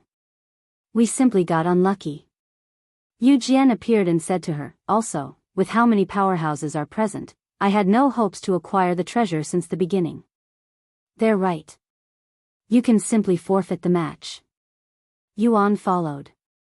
Once Tian Yenyu calmed down a little, she gritted her teeth and said, if our opponents aren't at a level where I cannot handle, I will fight too. Although I do not qualify to participate in this event, I won't be a coward either. Yu Jian smiled after hearing her words. Good. Even though we have almost no chance of winning this, I still don't plan on going down without a fight. This is no longer just about the treasure. This is about keeping our sect's honor and reputation. We will fight those we can fight and back down if it's too risky. When it was Huang Li and the 7 profound swords' turn for selection, the entire place became dead silent as everyone there nervously waited for the results. A few moments later, 3 individuals were chosen. What? All 3 of their fighters are Spirit Kings. They even have 2 peak Spirit Kings. Fuck. I bet they cheated. How is cheating even possible? Their talisman had been inspected by every senior here. Many people suspected that Huang Li had cheated, but without any proof, nobody there dared to voice their complaints fearing retaliation. All of the top sects and powerful families went last in the selection, and shockingly, all of them had insane luck with at least 2 Spirit Kings in their team. It was clear to all of the small sects and families there that these powerful factions had worked together and manipulated the results somehow, giving themselves a massive advantage. Those shameless old bastards never intended on giving us a chance. Yu Jian gritted his teeth in anger after seeing the results. So we never stood a chance from the beginning, huh? Why am I not surprised? Tian Yanyu sighed. Pretty much everyone that wasn't part of the lucky group silently cursed Huang Li and the others for their shameless actions. However, there was nothing they could do about it. In the first place, they had no solid proof of foul play, and everything was circumstantial at best. Even if they had proof that Huang Li had cheated, who was bold enough to say it out loud? Who would dare to raise their voice against the top sects and the 7 legacy families? Nobody was foolish enough to throw away their life in such an unwinnable situation, so they could only suck it up and endure it for now. How despicable. Tian Yanyu muttered in a mosquito-like voice. I can't say I'm surprised, though. Yuan was the only person there who could smile at this moment. I would expect this kind of tactic from other sects, but for the 7 profound swords and the 7 legacy families to do this. I'm speechless. Tian Suin sighed. They must really want the sword. Yuan continued to smile. The selection eventually came to an end, and acting like he was innocent, Huang Li immediately started the tournament. The 2 sects or families that will be fighting will also be randomized. The talisman will now choose 2 sects to fight. Huang Li said as he poured some of his spiritual energy into the talisman, causing 2 beams of light to appear, picking 2 parodies from the dozens of groups there. Once you step onto the stage, you can no longer forfeit, just like a real death match. This is not like your usual playground. There is no room for mercy here. If you value your life, forfeit now. Huang Li said to them. The 2 parties stared at each other. I forfeit. Me too. Both parties forfeited all 3 of their matches. What's the point of risking our lives when we don't even have a chance to acquire the treasure? Who's dumb enough to do that? Many people had this thought inside their mind. Since Huang Li and the top factions manipulated the whole thing, they no longer had any motivation to participate in the tournament for the treasure. The next several matches also resulted in forfeits from both sides. How boring. Huang Li sneered with an arrogant look on his face. With everyone that doesn't have at least 2 Spirit Kings in their team forfeiting, the tournament progressed with barely any pauses. Eventually, it was the Jade Sword Manor's turn to enter the stage. Our opponents also have 2 Spirit Lords and 1 Spirit King. Do you 2 want to fight despite knowing that it is a pointless fight? Yu Jian asked Tian Yanyu and Waning. I want to fight. Waning said with a resolute expression on her face. Even if you might be paired up with the Spirit King and die? Even if your efforts won't be rewarded? Yu Jian asked. Waning nodded. What about you, disciple Tian? Yu Jian shifted his attention to her. It's going to be a difficult fight for you even if you aren't paired with the Spirit King. Nobody will blame you for forfeiting. Tian Yanyu remained silent. She wanted to try out her new sword technique, but she wasn't prepared to risk her life over something like this. However, she also couldn't refuse, as she didn't want to feel like a coward. If you want to fight, go ahead. Yuan suddenly said to her. Huh? Tian Yanyu looked at him with a puzzled face. Why you? Are you telling my daughter to die? Tian Suin immediately began fuming. Relax. As long as I am here, nobody can kill her. Yuan smiled. He turned to look at Tian Yenyu and continued, "Don't you want to see how powerful your new technique is?" "I do." She nodded in a dazed manner. "Then do it. I will protect you no matter what, I promise." After her recent experience with Yuan, Tian Yenyu had gained blind faith in him, so she didn't even question how he was going to protect her before so many experts. "All right, I will fight," she said in a resolute voice the following moment. "Are you serious? How can you believe him so easily?"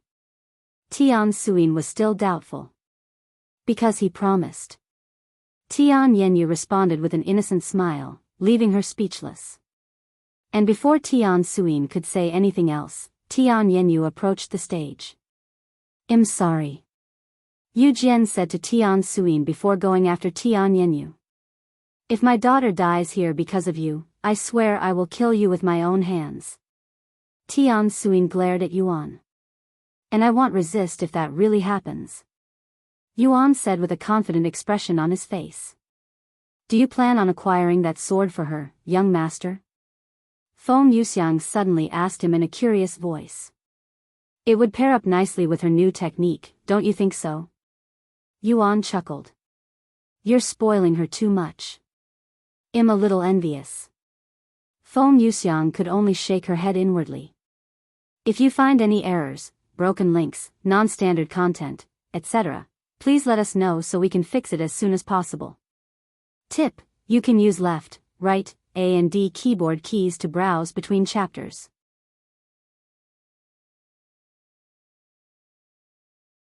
Chapter 1121.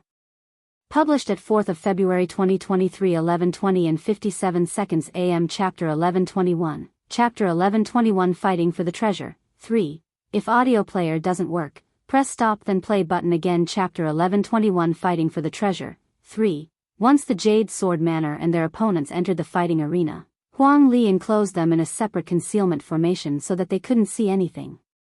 Shortly after they entered the formation, Huang Li's talisman released a beam of light that shone into the formation, enveloping whoever it was pointing at with a slight glow. However, nobody but the three people inside the formation knew who was chosen. You have 10 seconds to decide whether you want to fight or forfeit. Remember, you will forfeit your chance to surrender once you exit the formation and enter the stage. Huang Li's voice resounded in their ears. Sect leader, I will fight. Disciple Wanning said with a resolute expression on her face as her body was enveloped in a faint light. Yu Jian nodded his head with a serious face. Good luck. I will be back soon. After bowing to him, Disciple Wanning left the formation and came face to face with her opponent. Thank the heavens my opponent is not their spirit king. Disciple Wanning sighed in relief inwardly after seeing her opponent, who was only a single level above her. Her opponent also did the same. As you've already seen many times by now, the fight will begin when the talisman activates, and it will not end until there is only one of you left standing. Huang Li said to them in a nonchalant voice, almost as though he couldn't care less about their insignificant life. The two fighters took a moment to prepare themselves. A few seconds later, the talisman hovering above the arena suddenly shone brightly, signaling the start of the fight. Whoosh! Both fighters immediately rushed at each other while using their respective techniques. Their swords and spiritual energy clashed, causing a powerful ripple to sweep the place. The two of them would go back and forth for many minutes with neither of them slowing down. Once Disciple Wanting eventually started getting pushed back, she quickly retrieved a pill and tossed it inside her mouth. Under normal circumstances, the use of pills and treasures during a one-on-one match would be strictly forbidden, but their situation was a bit special. Even though they were in a tournament-style match, there were almost no rules, almost as though they were following the rules of the jungle, where one can use whatever advantage they have to win their fight or die trying. When Disciple Wan Ying's opponent saw her actions, he also started consuming pills. Since they were able to consume pills to restore their strength, the two of them would continue to go all out, unleashing all of their strength to suppress each other without holding back, almost like two sprinters near the end of a race. After 5 whole minutes of fighting, Disciple Wanting managed to catch her opponent off guard, sending him to the afterlife with a quick slash in the neck. Disciple Wanting took a deep breath before walking off the platform and returning to the concealment formation without even trying to celebrate her narrow victory. When Yu Jian and Tian Yenyu saw Disciple Wan returning, their lips immediately curved into a smile.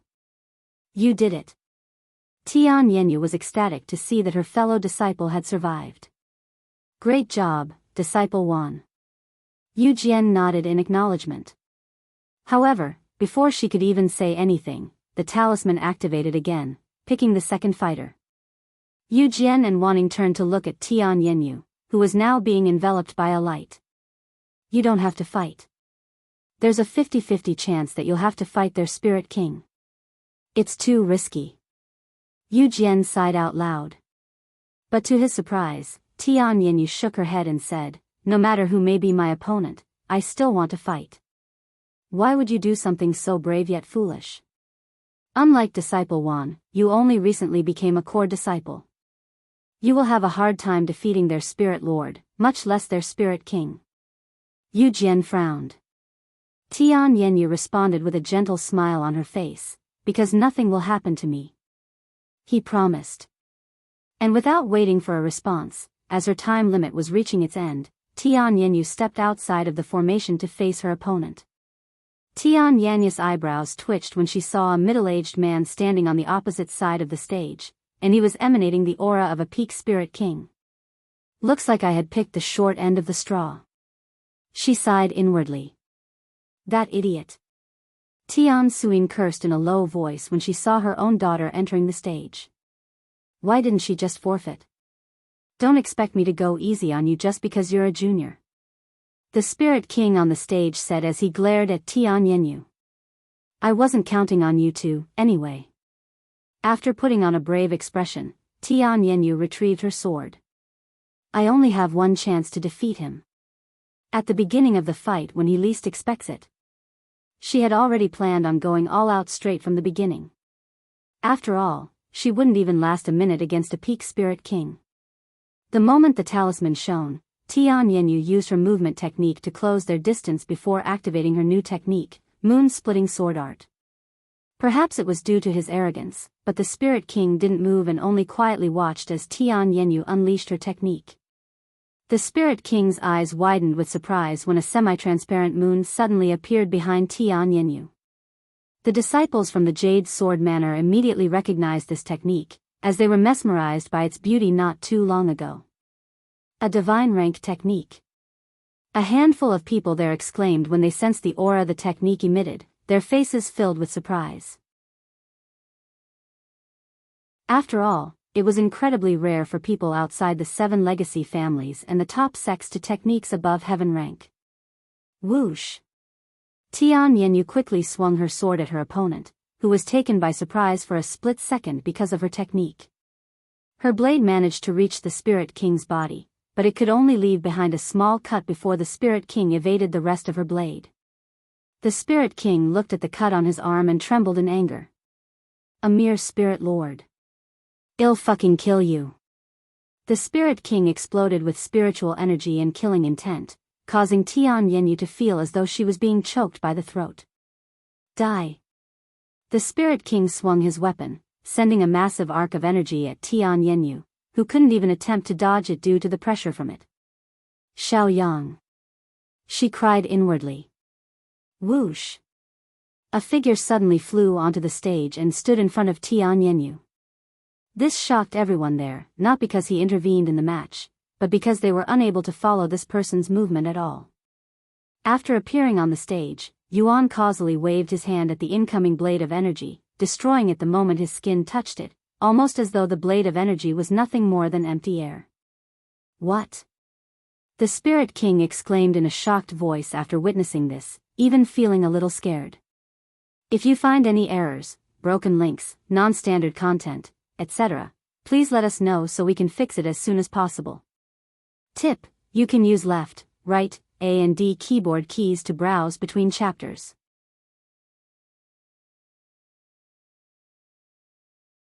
Chapter 1122. Published at 4th of February 2023 11:20 and 56 seconds AM. Chapter 1122. Chapter 1122 Fighting for the Treasure. 4. If audio player doesn't work, Press stop then play button again. Chapter 1122 Fighting for the Treasure. Did he just stop my technique at full power with his bare hands? Impossible. I must have seen it wrong. The Spirit King convinced himself that he was just mistaken, as that was the simpler route. Who are you? How dare you interrupt our match? The Spirit King asked with a wary face. Humph. A cold snort suddenly resounded, and a figure descended on the stage, standing between Yuan and the Spirit King. I don't care who you are, how dare you so brazenly interfere when I have made it very clear that no interference is allowed regardless of the reason. I hope you are prepared to take responsibility for your foolish decision. Huang Li glared at Yuan like an eagle at a weak prey. Yuan calmly smiled before responding, and why would you assume that everyone here will obey your unreasonable request? You, a mere junior, dare talk back to me? Have you lost your mind? Do you even know who I am? Huang Li's eyes flared up with anger. I don't know, nor do I care. Anyways, why don't we stop this obviously manipulated game? It's clear to everyone here that you had manipulated the whole thing to give yourself, as well as those that planned this with you, an advantage over the others. What you're doing here is no different than bullying the weak. How dare you accuse the sect leader of manipulation? Someone there suddenly shouted. Are you also claiming that the 7 legacy families here are bullying the weak? Someone from one of the families shouted. How interesting. Do you have any evidence to back up your preposterous claims? Another figure descended on the stage as he asked Yuan. This individual was Li Mao, a high-ranking elder of the Li family, one of 7 legacy families. What if I don't? Yuan narrowed his eyes in a challenging manner. Then I will kill you on the spot for uttering nonsense and trying to ruin our reputations. Li Mao glared at him. Yuan smiled. You're going to kill me for interfering with the match anyway. Damn right. Huang Li muttered right as he appeared beside Yuan while swinging down his sword. Without moving for his spot, Yuan lifted his arm in a casual manner, and he would catch the incoming sword with nothing but 2 fingers the following moment. Wah! This shocked everyone there, especially Huang Li. Even though he didn't exert all of his strength, it was still strong enough to kill anyone below the 5th level of Spirit King with ease, yet some unknown junior had managed to catch it with his bare hands. Yuan turned to look at the shocked Huang Li and spoke in a nonchalant voice. Unlike you, I don't want unnecessary bloodshed, so I will give you a chance to back down before things get. However, before Yuan could even finish his sentence, another sword was already flying at him from his blind spot. Yuan knew about the second attack, but he didn't do anything about it and allowed this person to slice his neck. My heavens! The person who attempted to sneak attack Yuan was left speechless when his sword was stopped at his target's neck, but there didn't appear to be anything blocking the sword. Yuan, still with a sword pressing against his neck, turned to look at Li Mao's terrified face and spoke. I hope you understand the difference in our strength and not do anything. Once again, before he could finish his sentence, another figure descended upon him. This time, it was a middle-aged man wearing the Gu family's uniform, and he was also using a sword technique. Roaring Blade. The strength of a peak Spirit King using a heaven-rank sword technique descended upon Yuan's defenseless figure.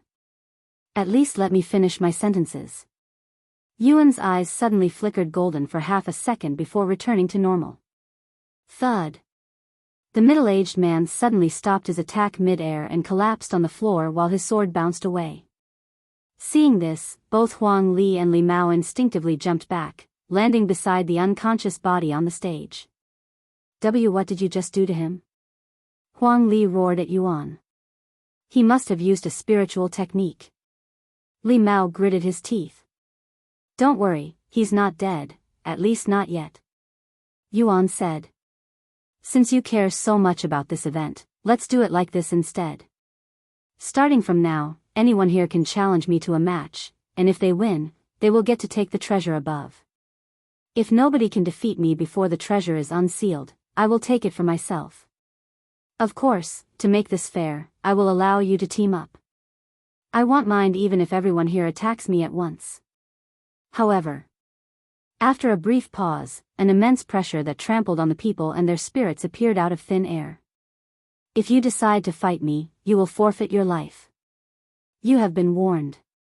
The entire place fell silent, with the only thing that could be heard being the sound of their own hearts beating anxiously. Who are you? Huang Li muttered in a low voice after a long moment of silence. Yuan couldn't help but show a mocking smile. I thought you didn't care about my identity? Huang Li gritted his teeth. He's never felt such humiliation before. How dare you mock me? Die. Huang Li swung his sword at Yuan with a divine rank technique. Profound sword art, final strike. The sword flying towards Yuan had overwhelming pressure that could be felt even miles away. Yuan could only sigh inwardly as he retrieved his Empyrean overlord before swinging back. The following moment, everyone there watched with wide eyes as Huang Li's body was sent flying off the stage and into the crowd. Huang Li coughed up a mouthful of blood as he stared at Yuan with a look of disbelief on his face. What are you all waiting for? Attack him. He snapped at his own disciples, who hesitated to attack. After all, what can they do when even their own sect leader couldn't win?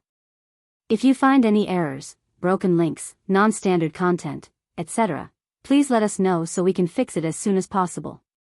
Tip: you can use left, right, A and D keyboard keys to browse between chapters.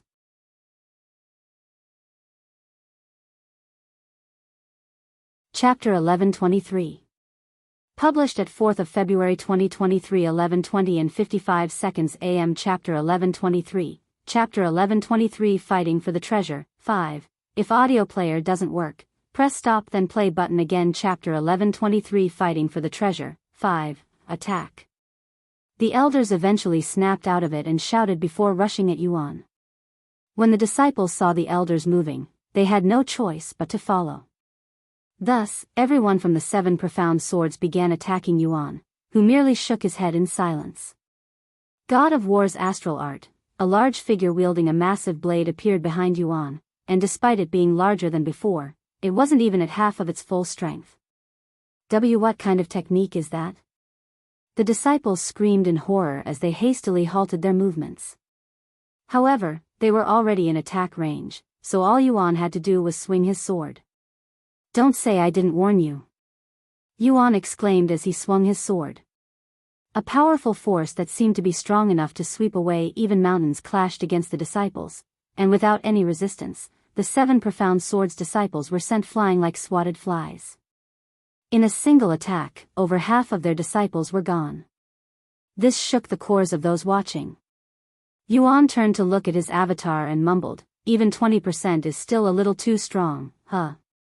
His soul strength has grown so much in such a short amount of time that he was having trouble controlling it. After devastating the 7 profound swords, Yuan spoke again. If you wish to continue, attack me again. However, I will make sure that none of you survive the next strike. The disciples that survived the attack trembled on the spot, and their already lacking motivation disappeared completely. The elders from the Li family and the Gu family exchanged glances with each other. After a moment of silence, they approached Yuan and gave him a courteous bow.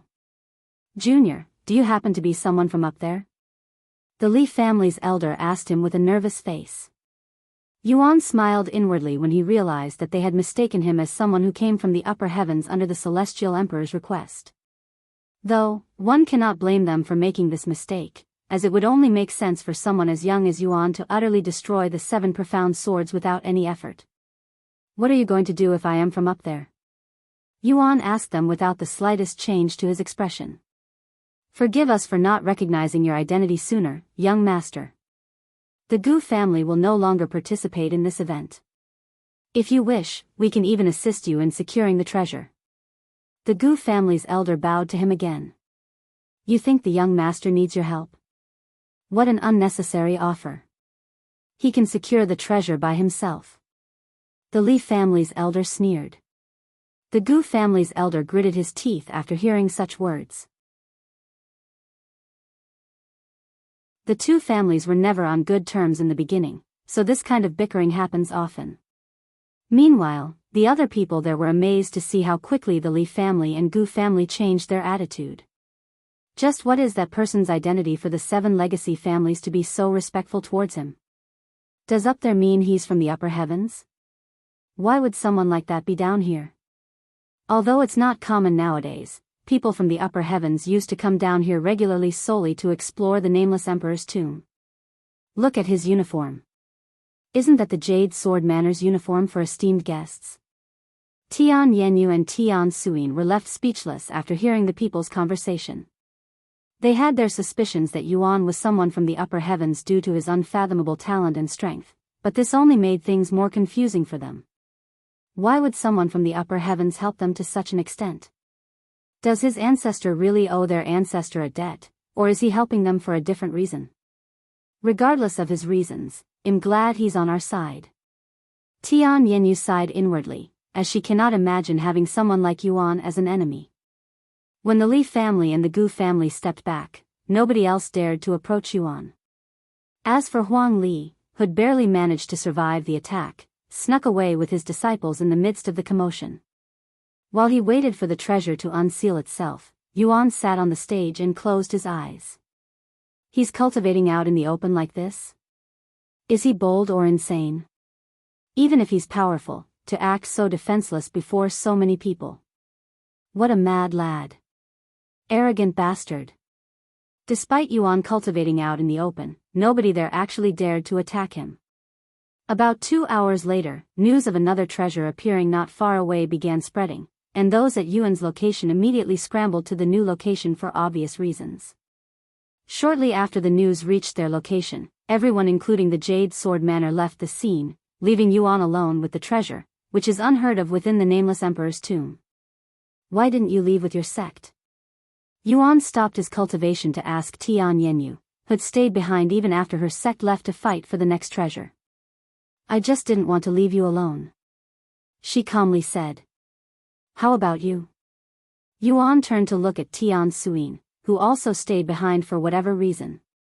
You think I'm going to leave my daughter alone with someone as suspicious as you? She sneered. Yuan merely smiled at her remarks.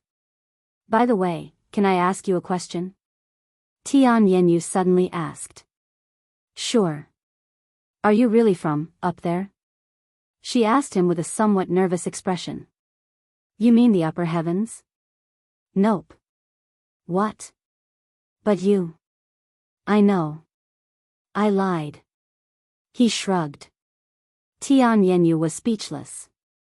I'm glad they didn't question you further. Suddenly, the treasure in the air began pulsating with powerful ripples. Does this mean it's unsealing? Yuan asked. Yes. The very next moment, the barrier protecting the sword shattered, and the sword began descending towards the ground. However, Yuan didn't move even after the sword was lying on the ground. What are you waiting for? Tian Suyin asked him with raised eyebrows. I have no use for it. You can have it, he calmly said, causing her eyes to widen with shock. If you find any errors, broken links, non-standard content, etc., please let us know so we can fix it as soon as possible. Tip: you can use left, right, A and D keyboard keys to browse between chapters.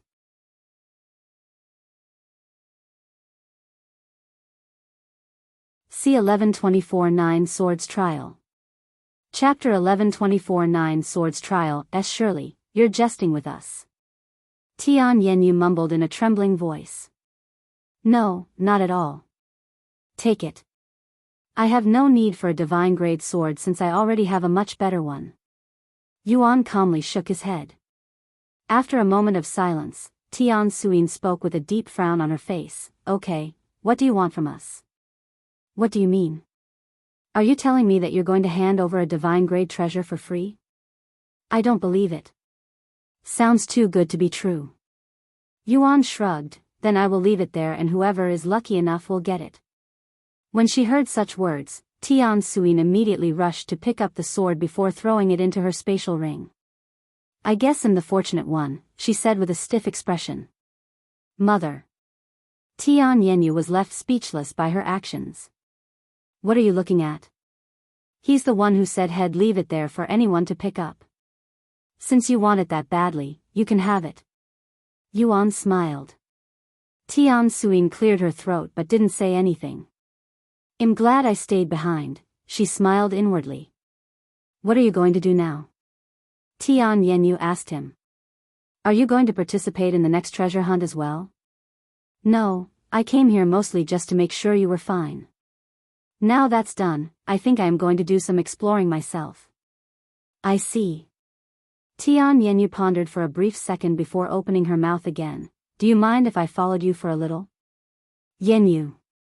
You don't even know what kind of dangerous place he's going to. You're just going to be a burden. Tian Suyin quickly rejected her request. I know, which is why I will only follow him until he leaves the outer area.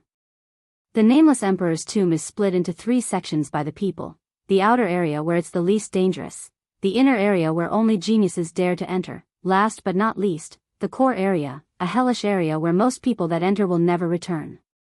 If it's just the outer area. Tian Suyin felt a little more at ease after hearing this. Furthermore, she wasn't completely opposed to following Yuan, as he was definitely powerful enough to protect them, even doing a much better job than the entirety of the Jade Sword Manor by himself. Yuan began wandering the Nameless Emperor's tomb shortly after while Tian Yenyu and Tian Suyin followed him from behind. There are actually a few places that I want to visit. In no particular order, the Sword Temple, 9 Swords Trial, and the Sword Pagoda. Yuan mumbled out loud as they moved.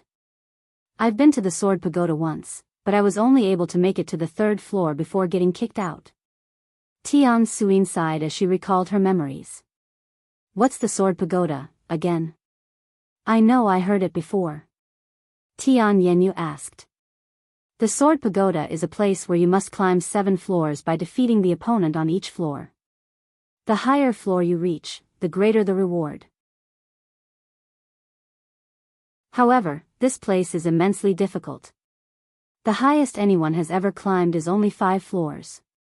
You managed to reach the 3rd floor, right? What kind of treasure did you acquire? Yuan asked out of curiosity. My cultivation increased by 3 levels in an instant, and I received a heaven rank movement technique. What? One can increase their cultivation by 3 levels after clearing just a single floor?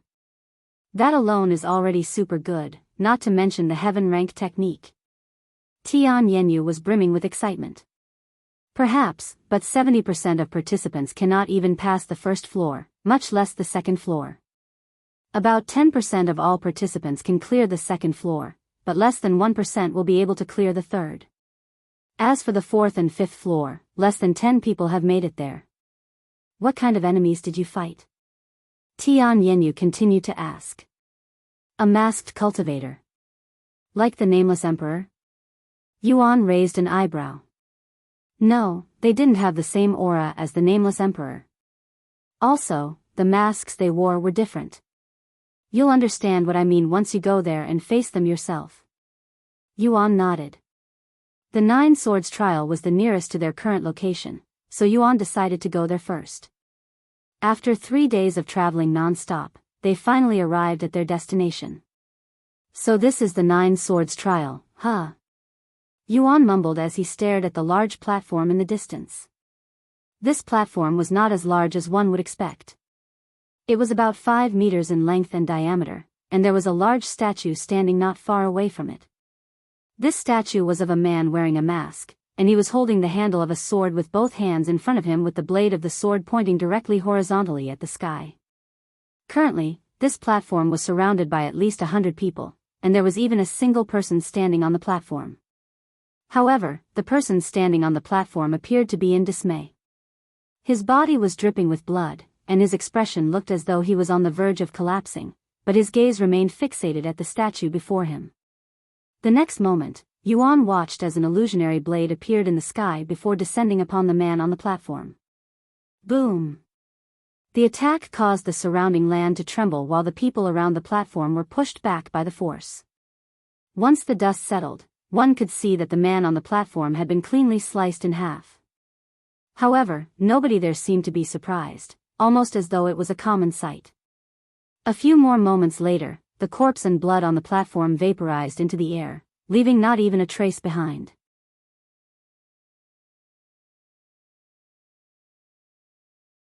Chapter 1125. Published at 4th of February 2023 11:20 and 52 seconds AM. Chapter 1125. Chapter 1125 9 Swords Trial. 2. If audio player doesn't work, press stop then play button again. Chapter 1125 9 Swords Trial. 2. How gruesome. Tian Yenyu mumbled in a low voice after seeing what had happened to the man on the platform. Do you have any experience at this place, senior? Yuan suddenly asked. Does it look like I have a death wish? This place has one of the highest death rates in the outer area. No matter how good the reward is, it's simply too risky for me. Let's get a closer look. Yuan approached the crowd. I told him that he was biting more than he could chew. He should have stopped after enduring the third strike. Yuan listened to the conversations being held by the people there.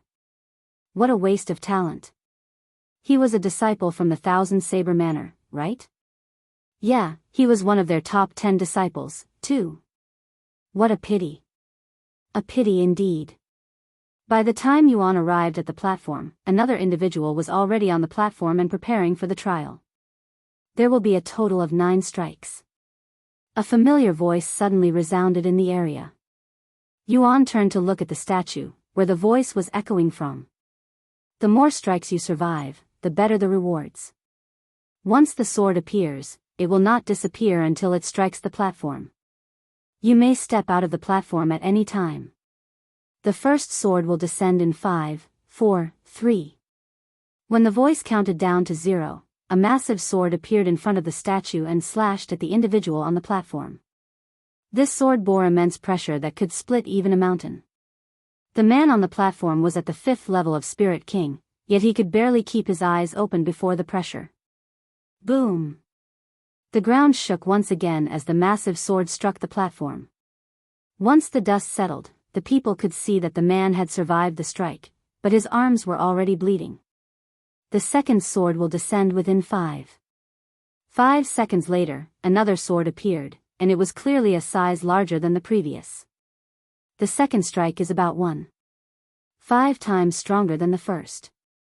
Tian Suin mumbled as the sword descended on the man for the second time. Boom! The ground shook slightly harder this time. When the spectators could see the man again, it was clear to them that he was already at his limit, as both of his arms were broken with the bones sticking out and all. The third sword will descend within. Before the voice could even finish his sentence, the man jumped off the stage.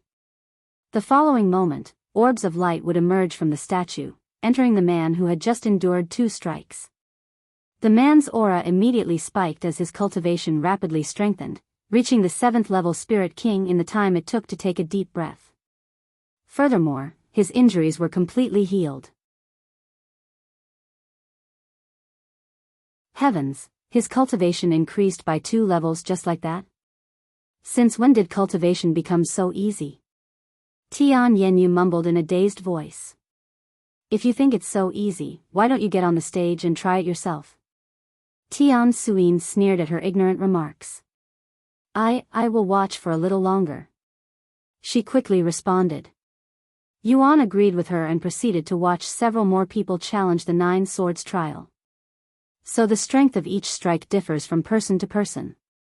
As expected, this place tests one's potential, not their achievements. He mumbled in a low voice. In the end, out of 15 participants, 2 people had managed to endure 2 strikes, 4 people endured 1 strike, and the other 9 people died from the first strike. Are you going to participate? Yuan turned to look at Tian Yenyu.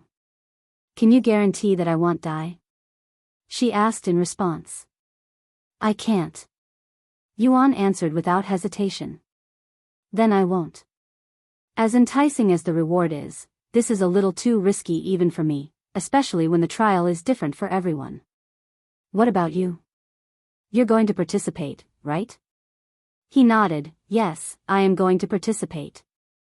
Good luck. Tian Yenyu didn't bother saying any unnecessary words since she knew that it would only be a waste of breath. She trusted Yuan and his strength, and that was all it mattered. After waiting for several more people to go, Yuan finally decided to enter the stage.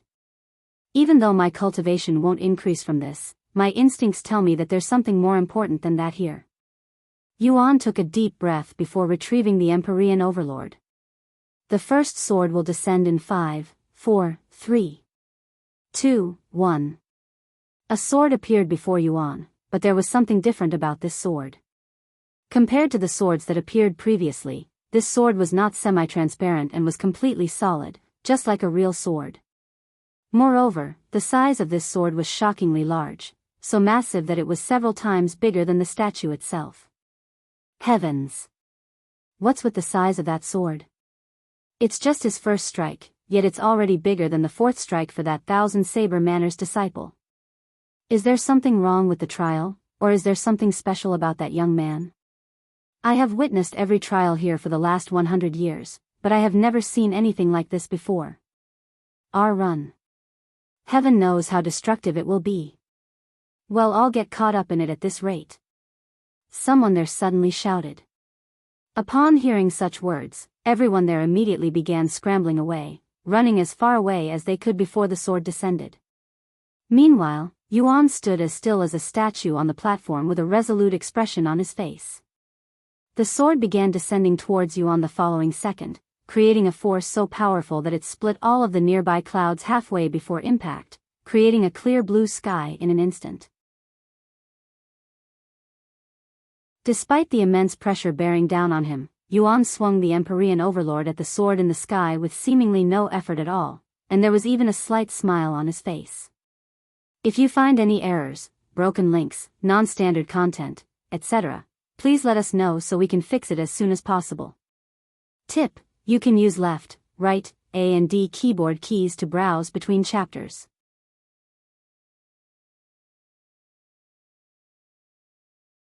Chapter 1126.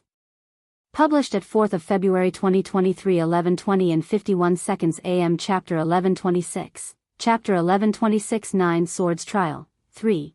If audio player doesn't work, press stop then play button again. Chapter 1126 9 Swords Trial. 3. The moment Yuan's Empyrean Overlord clashed with the first sword, an intense ripple swept the area while lifting a layer of the ground into the air. When the spectators saw this, they sighed in relief knowing that they'd made the right decision by distancing themselves from the platform. Once the dust settled and the spectators could finally see the situation on the platform, they were surprised to see an uninjured figure standing there. He actually managed to survive that?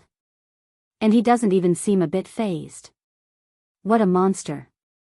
Before the spectators could even fully grasp the situation, the second sword appeared, and it was almost 2 times bigger than the first sword. This stunned the spectators.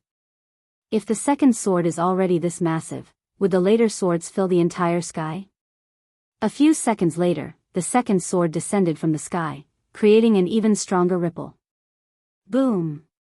The entire ground shook and everyone could feel themselves being lifted off the ground for a brief second. Good Lord! The sword may be twice as big, but the strength is at least 3 times stronger than the previous sword. And this is only the strength of the second sword? There's no way he's going to survive the next one. After blocking the second strike, Yuan could feel a slight tingly sensation in his hands, but such a thing can be neglected completely. The second strike is already this powerful. What's the 9th strike going to be like? Yuan couldn't help but wonder to himself. The 3rd strike will descend within 5, 4, 3. Yuan quickly cleared his mind and focused on the situation at hand. Ha! Yuan swung the Empyrean Overlord upwards, clashing with the colossal sword in the sky. Clang! The spectators that believed they were in a safe distance were quickly swept up by the force and sent tumbling even further away. By now, the entire platform was shattered, and there were fissures all around the area, looking as though a war had taken place there. Once the dust settled, the people were able to see Yuan's condition, and to nobody's surprise, he wasn't in perfect shape this time. The clothes around his arm were torn, and his arm was soaked in blood. Despite this, Yuan wasn't actually in any serious condition, and the injuries on his arm instantly healed due to his perfect regeneration. However, Yuan would be lying if heads said that he wasn't nervous about the remaining 6 strikes. I haven't felt this nervous in a while. He smiled inwardly, feeling a sudden urge of excitement coursing through his profound veins. When the fourth sword appeared in the sky, Yuan swallowed nervously. As expected, the sword had grown in size, and it was even emitting sword chi this time. If I want to defeat this trial, I will need to use more than just my raw strength. That sword is exuding sword chi. This is my first time seeing this. I have never even heard about this before. As the fourth sword descended, Yuan's eyes flickered with a profound light, and his aura exploded outwards. Vanishing Ghost's soundless blade. The Empyrean Overlord was cloaked in a thin yet dense layer of sword chi before it was sent flying at the incoming sword. Boom! Hundreds of sword lights scattered in all directions from the sword chi's impact, terrifying the spectators who scrambled to dodge it. A few were not so lucky and were struck by the sword light. Fortunately, nobody lost their lives, but their bodies were badly injured, and it was as though they were struck by a real sword. Mother. Are you okay? Tian Yanya's heart skipped a beat when she noticed Tian Suyan's arm bleeding. I am fine. It's just a scratch. She nodded. Anyways, let's get further away. Something tells me that this will only get worse. We'll die at this rate. The spectators scattered like flies once again. That one was painful. Yuan sighed inwardly after blocking the fourth strike, which had cost him both of his arms. Most would consider Yuan to be crippled now that both of his arms are broken, but within seconds, his perfect regeneration kicked in and restored his arms to its original state. This monstrous healing ability terrified the spectators who were beginning to wonder if Yuan was even human. The fifth sword appeared shortly after, and to everyone's surprise, there was no longer just one sword in the air, but two, and they were both big enough to cover the sky. Heavens! There are two swords now? There's no freaking way this is possible. The spectators were in a daze as their eyes stared blankly at the covered sky. Yuan took a deep breath after seeing this. Young master. I don't doubt your abilities, but this is... Feng Yuxiang spoke up in a worried tone. I'm not giving up when I'm not even halfway through the whole thing. Yuan said with a nervous smile on his face. Why are you pushing yourself this hard? What could possibly be worth risking your life? I don't know, but I will find out soon. Yuan could only hear a defeated sigh from Feng Yuxiang before he swung the Empyrean Overlord at the two swords in the sky that was descending at the same time. Young master. Brother Yuan. Those watching from within his body cried out loud when they saw his arms flying off his body. Yuan gritted his teeth as intense pain circulated throughout his body. This isn't as bad as when I first experienced body tempering. He muttered as his arms quickly regenerated. Holy shit! Did you see that? His severed arms regenerated almost instantly. What kind of technique is that? The spectators were more impressed by his regenerating abilities than his strength that endured the fifth strike. Of course, most of them were terrified, as they doubted whether Yuan was human or actually a demon in disguise. Impressive. A calm voice suddenly resounded in the area, catching everyone off guard. If you find any errors, broken links, non-standard content, etc., please let us know so we can fix it as soon as possible. Tip: you can use left, right, A and D keyboard keys to browse between chapters.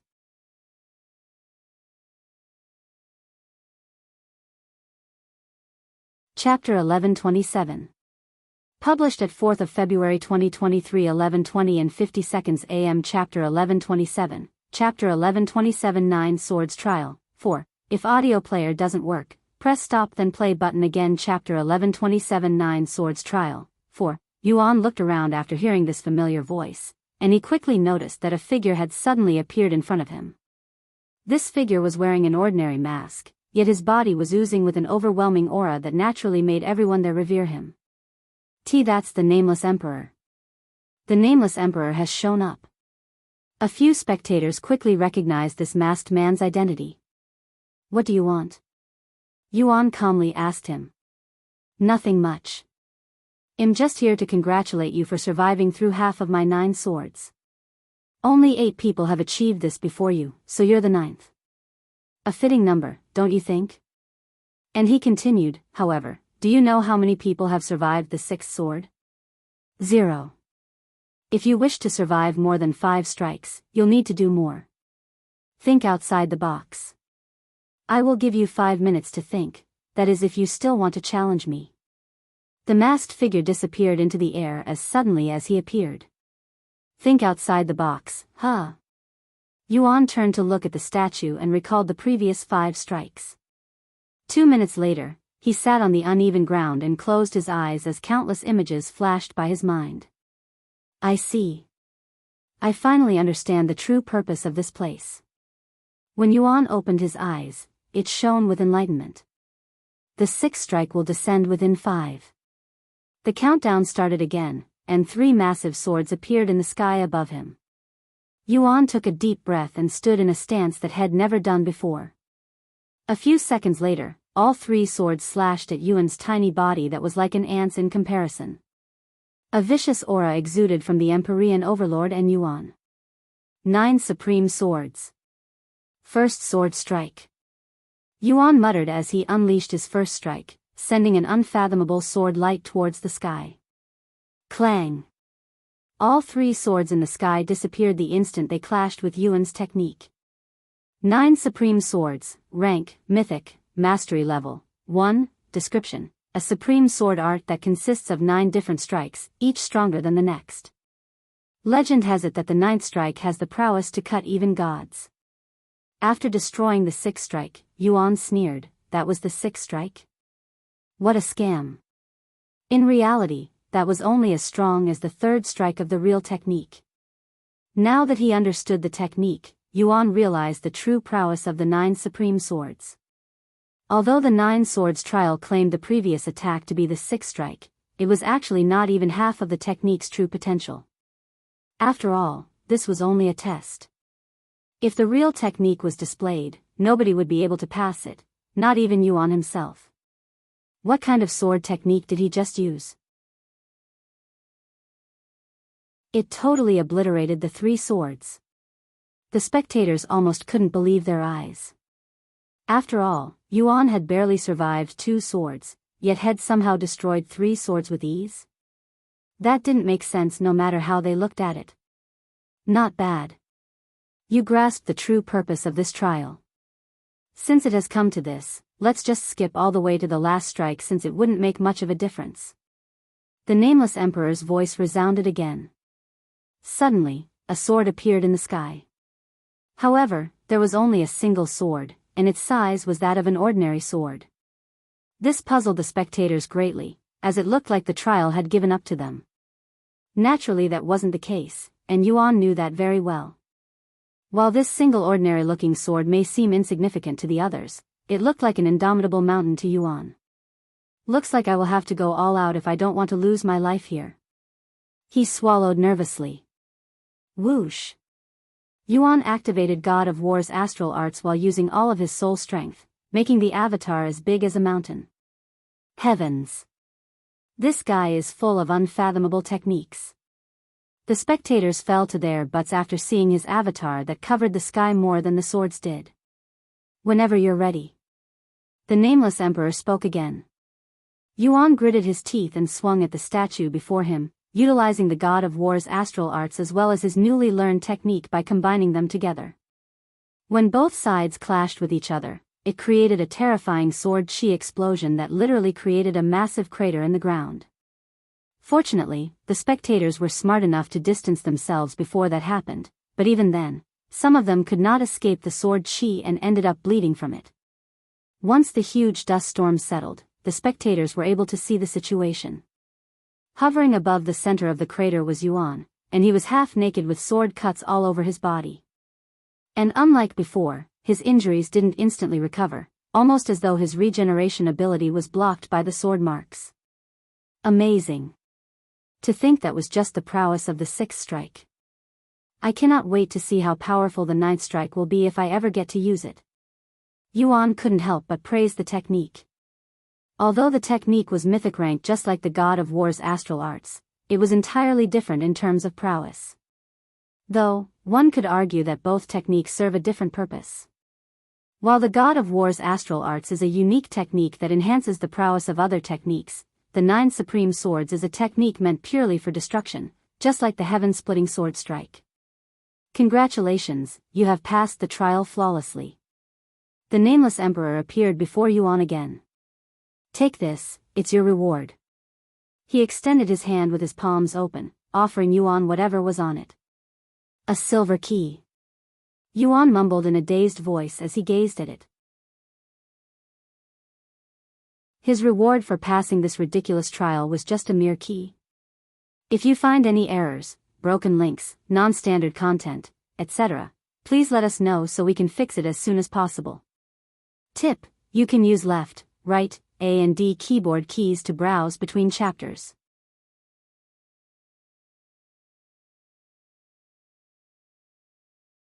C1128 Sword Pagoda.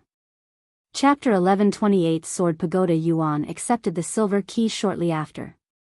Although the reward may seem insignificant at glance, it obviously had a significance behind it. Of course, Yuan saw the 9 supreme swords as the real reward for this trial, so he didn't think too much about it. Once the spectators were certain that the trial had ended, they started crowding around Yuan. Young lord, can you please tell me your name? Which family do you belong to, young master? Please get away from my friend. Can't you see that he's tried? Shoo! Shoo! Tian Yenyu rushed over and started chasing away the crowd. Are you okay? She then asked him. Yeah, I'm fine. He nodded. Really? Your injuries don't seem to be healing anymore. Tian Yenyu said as she stared at his half-naked bloodied body. It'll eventually heal itself, and it isn't as bad as it seems, I promise. Yuan smiled. Hey! There's something wrong with the 9 swords trial. It's not restoring the damage. It should have started by now. Someone there suddenly shouted. Normally, even if the entire platform disappeared, the 9 swords trial would restore all damage dealt to the land after every challenger. Maybe it's slowed down because of the severe destruction. The damage this time around is incomparably large. Someone said. That makes sense. Let's give it some time. Unbeknownst to these people and the world, Yuan would become the last person to partake in the 9 swords trial because it never repaired itself no matter how long passed, as it no longer had a reason to exist. Alright, let's head to our next destination, the Sword Pagoda. Yuan said. Seriously? You should at least clean yourself before you go anywhere. Tian Suyin said with a slight frown on her face. I'll clean myself when we come across some water as we go there. Thus, Yuan left the scene shortly after with Tian Yenyu and Tian Suyin following him from behind. Some of the people there tried to follow him, but they quickly gave up after receiving a threatening glare from Yuan. On their way to the Sword Pagoda, Yuan stopped at a river to quickly wash his blood-stained body. Are you really peeking at a man washing himself? When did you become this pervert? Tian Suyin scolded Tian Yenyu when she noticed her daughter was taking peeks at Yuan in the river. Shut up. Who's peeking at him? I looked for a second because I noticed that his body had healed from the sword cuts. She stuttered while defending her honor. Tian Suyin couldn't help but also take a look after hearing her daughter's words. You're right. Although there are still a few sword cuts left, the majority of them are gone. It's only been 2 days since then, and I didn't see him consume any recovery treasures during this time either. Either he has a powerful technique or he has a heavenly constitution. It's probably a heavenly constitution. After all, it would actually be weird for someone as talented as him to not have a unique physique. Tian Yenyu said. He said he's not from the upper heavens. Do you believe him? Tian Suyin suddenly asked. Does it matter where he came from? Tian Yenyu raised an eyebrow. Tian Suyin could answer her question. I understand why you doubt him, but he should have proven himself to be trustworthy by now, especially after everything he's done for us. Actually, that only makes him more suspicious. I cannot understand his intentions for the life of me. The more I think about it, the more I question it and the more suspicious I get. Then stop thinking about it. The moment you do, you'll feel much better, just like I did. Tian Yanyu shrugged. She also doubted Yuan's intentions before, but she has since stopped caring about it. Sorry for the wait. I'm ready to continue. Yuan approached them a moment later. The ladies turned around to see Yuan wearing a fresh new set of robes, and their eyes widened with surprise after seeing how flashy his new clothes were compared to his old clothes. Are you actually royalty? Tian Yanyu couldn't help but ask him after seeing his golden dragon robe, her face blushing non-stop. No, this pair of robes was gifted to me by a friend. I don't normally wear them due to how flashy they appear, but since they're very durable and not easily torn, I have decided to wear them. I don't want to change into new clothes after every challenge, after all. Yuan smiled.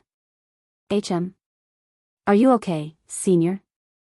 Yuan looked at Tian Suin, who was biting down her lips, looking like she was enduring something. Don't blush. Don't blush. Don't blush. I'm a married woman. I'm a married woman. Tian Suin repeatedly cried inwardly as she silently nodded her head. Then let's go. After another 3 days, they arrived at the sword pagoda. The sword pagoda looked like a massive sword stabbing the ground from far, but if one got close enough, they would be able to see that it was actually a pagoda with a large sword stabbed in the center of it, almost like a skewer. There were hundreds if not thousands of people gathered outside the sword pagoda at this moment. There's a lot of people here. Tian Yanyu mumbled when she saw the crowd there. Well, only 10 people can challenge the sword pagoda at a time, and each person takes on average 30 minutes to finish, so you can imagine why there are so many people here. Tian Suin said. Wait. So everyone here is waiting to enter the sword pagoda? This will take forever if we wait for our turn. Is there any way to enter earlier? Yuan asked. There are 2 ways to skip the line. Either you pay the people in the front of the line to take their spot or you can force your way through it with your strength. After all, there is no real queue here. The strongest will go first while the weakest will go last. It's just how this place works. Tian Suin explained.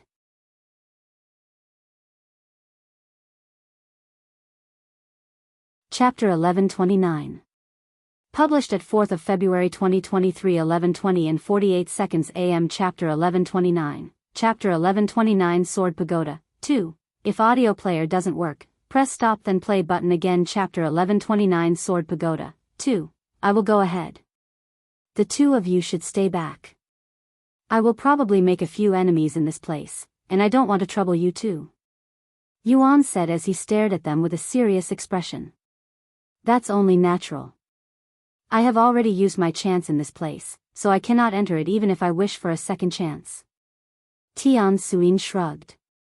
Every individual is only allowed 1 chance, and this rule is consistent across every trial within the Nameless Emperor's tomb, so if one had entered Sword Pagoda already, they wouldn't be able to challenge it again even if 100 years passes. I will come back to challenge it once I am more prepared. Since this is my first time entering the Nameless Emperor's tomb, I am going to take it easy. Tian Yanyu said. Alright, then I will be back soon. Yuan left their side and began approaching the sword pagoda. Once he was close enough, Yuan flew into the air to avoid the crowd surrounding the sword pagoda.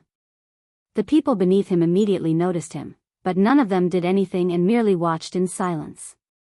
However, as he got closer to the sword pagoda, Yuan would be assaulted by spiritual attacks from the cultivators. He silently scoffed at these attacks that were barely noticeable and continued forward. The front of the sword pagoda was almost empty with 10 individuals standing out from the rest of the crowd.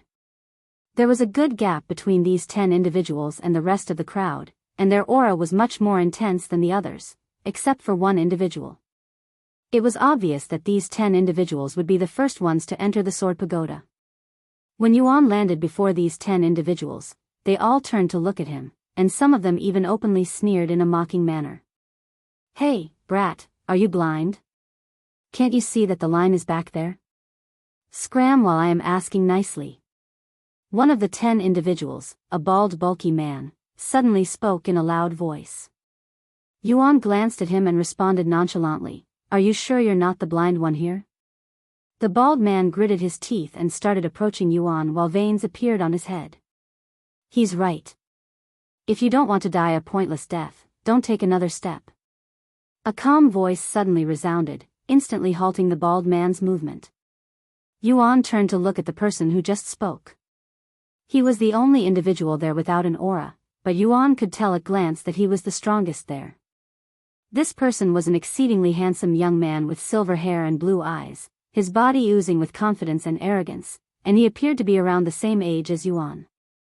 You probably can't tell because of the difference between your strengths, but he's not someone you can handle. The silver-haired man spoke again. The bald man didn't utter any words and merely stood there with a resisting look on his face. Despite not knowing the silver-haired man's identity, the bald man didn't dare to talk back. Shortly before Yuan's arrival, this silver-haired man showed up out of the blue and silenced everyone there with just his overwhelming aura alone, which was an incredible feat considering that most people there were spirit kings. "I don't recognize you, so you probably didn't come from the same place as I, or you're disguised. What's your name, young friend?" The silver-haired man suddenly approached Yuan with a friendly smile. "Xiang. Xiang, huh?" The silver-haired man glanced at his golden dragon robe before continuing. "I didn't think I would meet someone of your caliber down here, much less a human wearing that sort of outfit." The silver-haired man showed his palm and fist and gave Yuan a courteous bow. "My name's Long Chen, one of 4 dragons and phoenixes, not that you'll know what it means." Yuan raised his eyebrows in a puzzling manner.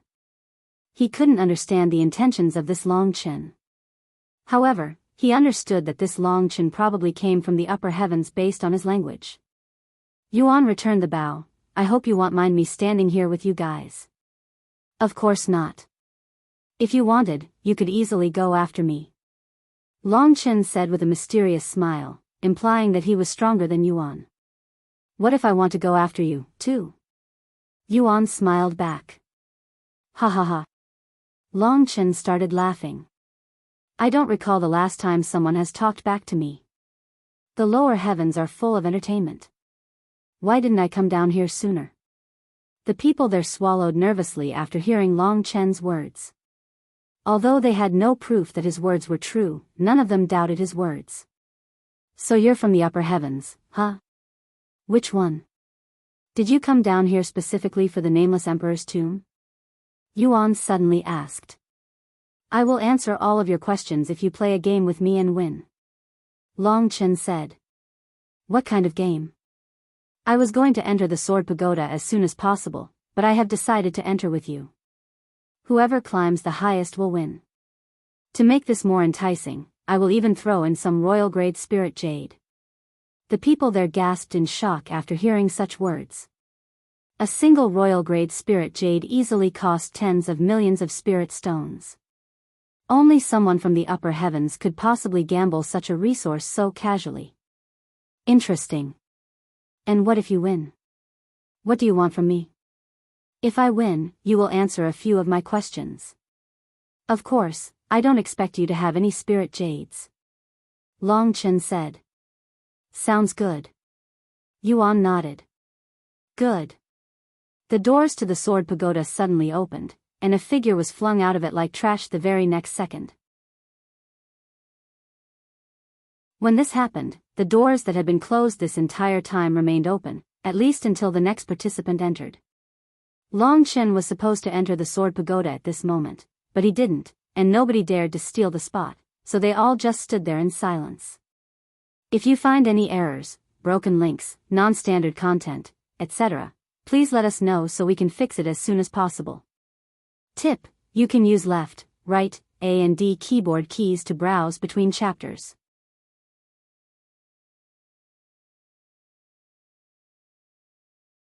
Chapter 1130. Published at 4th of February 2023 11:20 and 47 seconds AM. Chapter 1130. Chapter 1130 Sword Pagoda 3. If audio player doesn't work, press stop then play button again. Chapter 1130 Sword Pagoda 3. The person who'd just come out of the Sword Pagoda was extremely confused when he saw the situation outside. Normally, people would be fighting to enter the Sword Pagoda whenever a new slot is opened, but things were different this time. Everyone stood still, almost as though they'd all become statues. This person stood there awkwardly until another person came out of the Sword Pagoda and a second slot was opened. "Are you ready?" Long Chen asked as he stared at Yuan. "Whenever you are." He nodded. They both turned to face the Sword Pagoda and approached the entrance while walking side by side. "Good luck, Xiang." Long Chen mumbled in a confident voice right before disappearing into the Sword Pagoda. "You too." Yuan smiled. Everyone there released a sigh of relief once the two of them were gone. Just who the heck were those two? The bald man couldn't help but ask. "I don't know about that man with the black dragon robe, but that silver-haired man is definitely a young master with a powerful background in the upper heavens. The question is which one? The fourth heaven? The fifth? Sixth? I don't think we'll ever know the truth." Someone else said. "So you think that Xiang won't win the bet?" "Of course he won't. No matter how talented he is, he won't beat Long Chen. Hadn't you felt his aura not long ago? He may be a spirit king within the Nameless Emperor's tomb, but his real cultivation is definitely far superior. But one's cultivation doesn't matter in these trials, only their innate talent. We'll know the answer soon. Let's just wait and see what happens." He actually picked a fight with someone from the upper heavens? His arrogance knows no bounds. Tian Suyin couldn't help but shake her head after witnessing everything from afar. "He'll be fine, probably. By the way, do you know what is this 4 dragon and phoenixes that was mentioned?" Tian Yenyu asked. "No, I don't. But if I had to take a guess, it's probably some title given to geniuses in the upper heavens. Most likely. Good luck, Xiang." When Yuan entered the Sword Pagoda, he found himself on an empty platform in the middle of nowhere. There were no walls or ceiling in the background, nothing but the void and the massive platform, almost as though he was in the starry sky without the stars. A figure wearing a pig mask suddenly appeared 10 meters away from Yuan. A mask with a pig's face? This was the first thing Yuan noticed due to its oddity. "I sense more than one soul within you. Unfortunately, they are not allowed to assist you even though they are your servants." The masked figure spoke, and before they realized, Xiao Hua and the others were forced out of Yuan's body and were transported to another platform where they could only spectate. "Brother Yuan. Young master. Don't worry about me. I was going to do this by myself, anyway."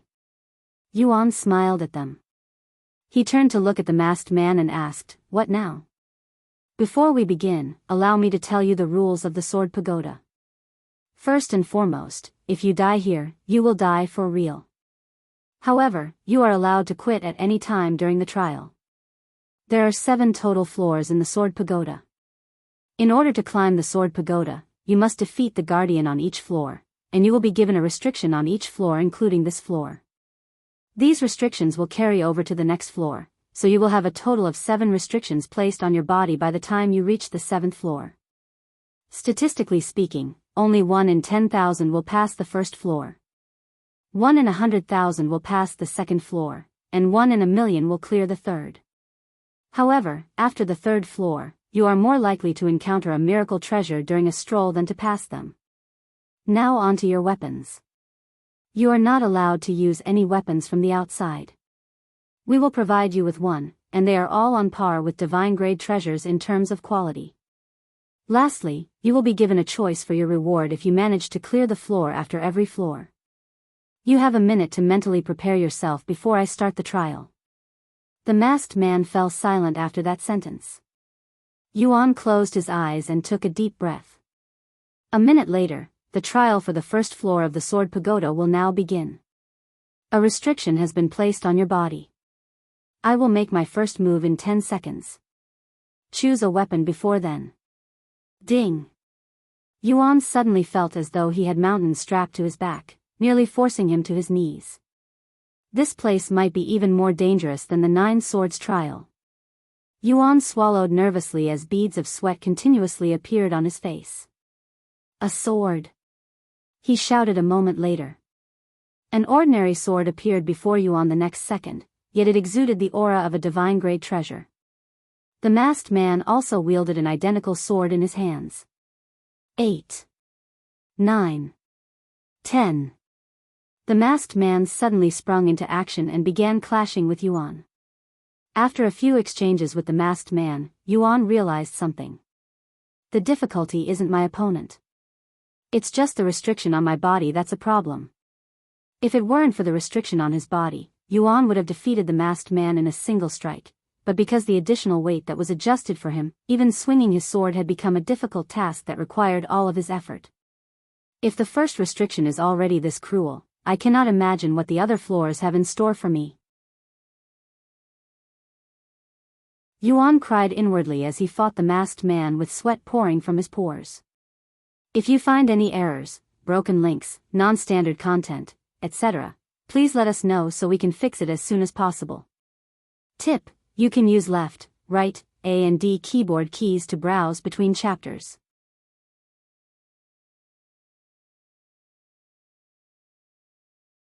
Chapter 1131. Published at 4th of February 2023 11:20 and 45 seconds AM. Chapter 1131. Chapter 1131 Sword Pagoda. 4. If audio player doesn't work, press stop then play button again. Chapter 1131 Sword Pagoda. 4. I've never seen the young master struggle so much in a fight. His opponent is also weak in comparison, only being at the peak of Spirit King.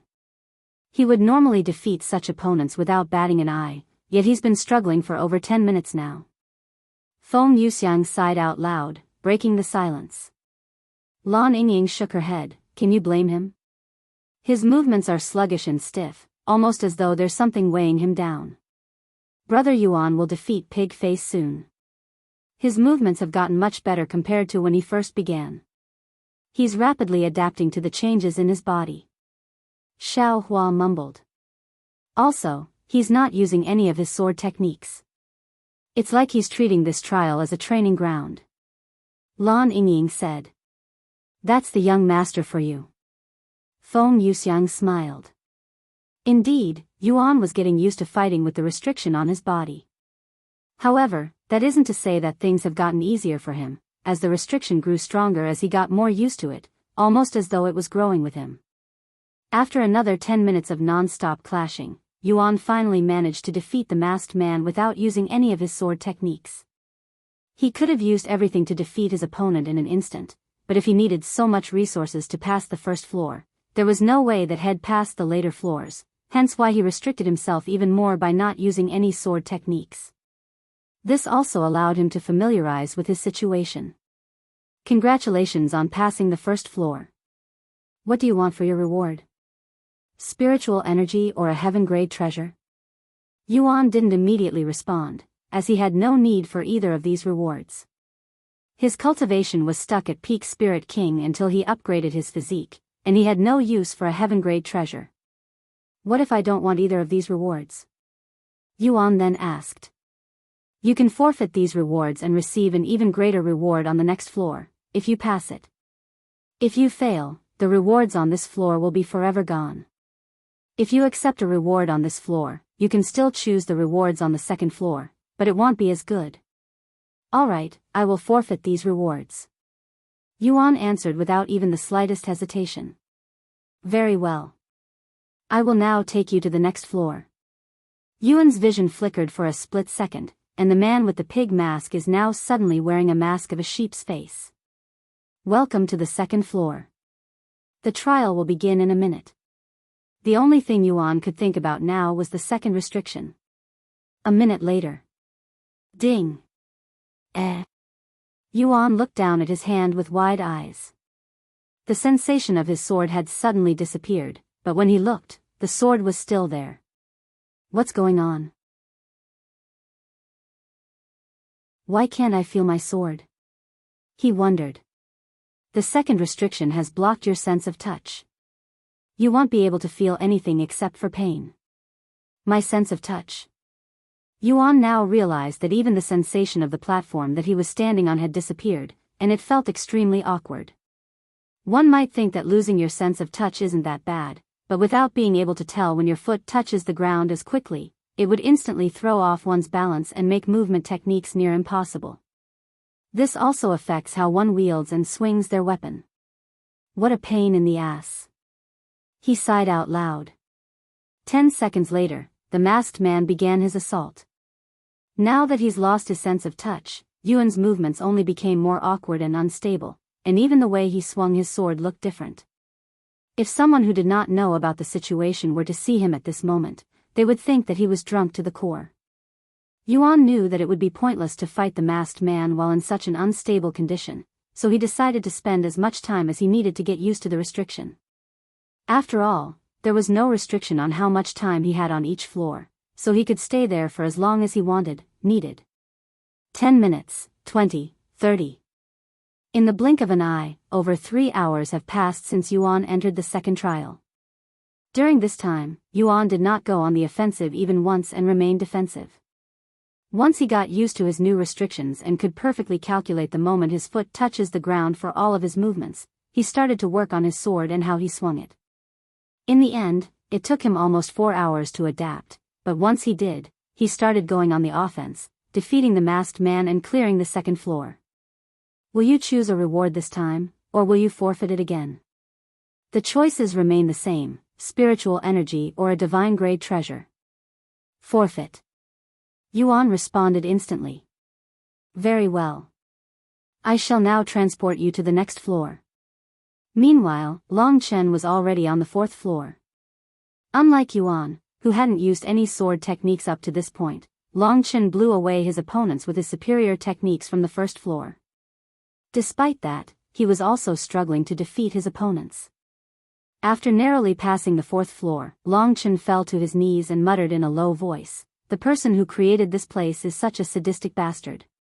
Long Chen was someone who wasn't used to feeling the ground with his knees. In fact, he doesn't even remember the last time he was brought to his knees. I am one of the 4 dragons. There's no way I am going to let some nobody from the 3rd heaven defeat me. I am going to defeat the 7th floor and become the first person to clear the sword pagoda. Just you wait. Long Chen gritted his teeth in frustration. He forfeited his rewards on the 4th floor and climbed to the 5th floor shortly after. If you find any errors, broken links, non-standard content, etc., please let us know so we can fix it as soon as possible.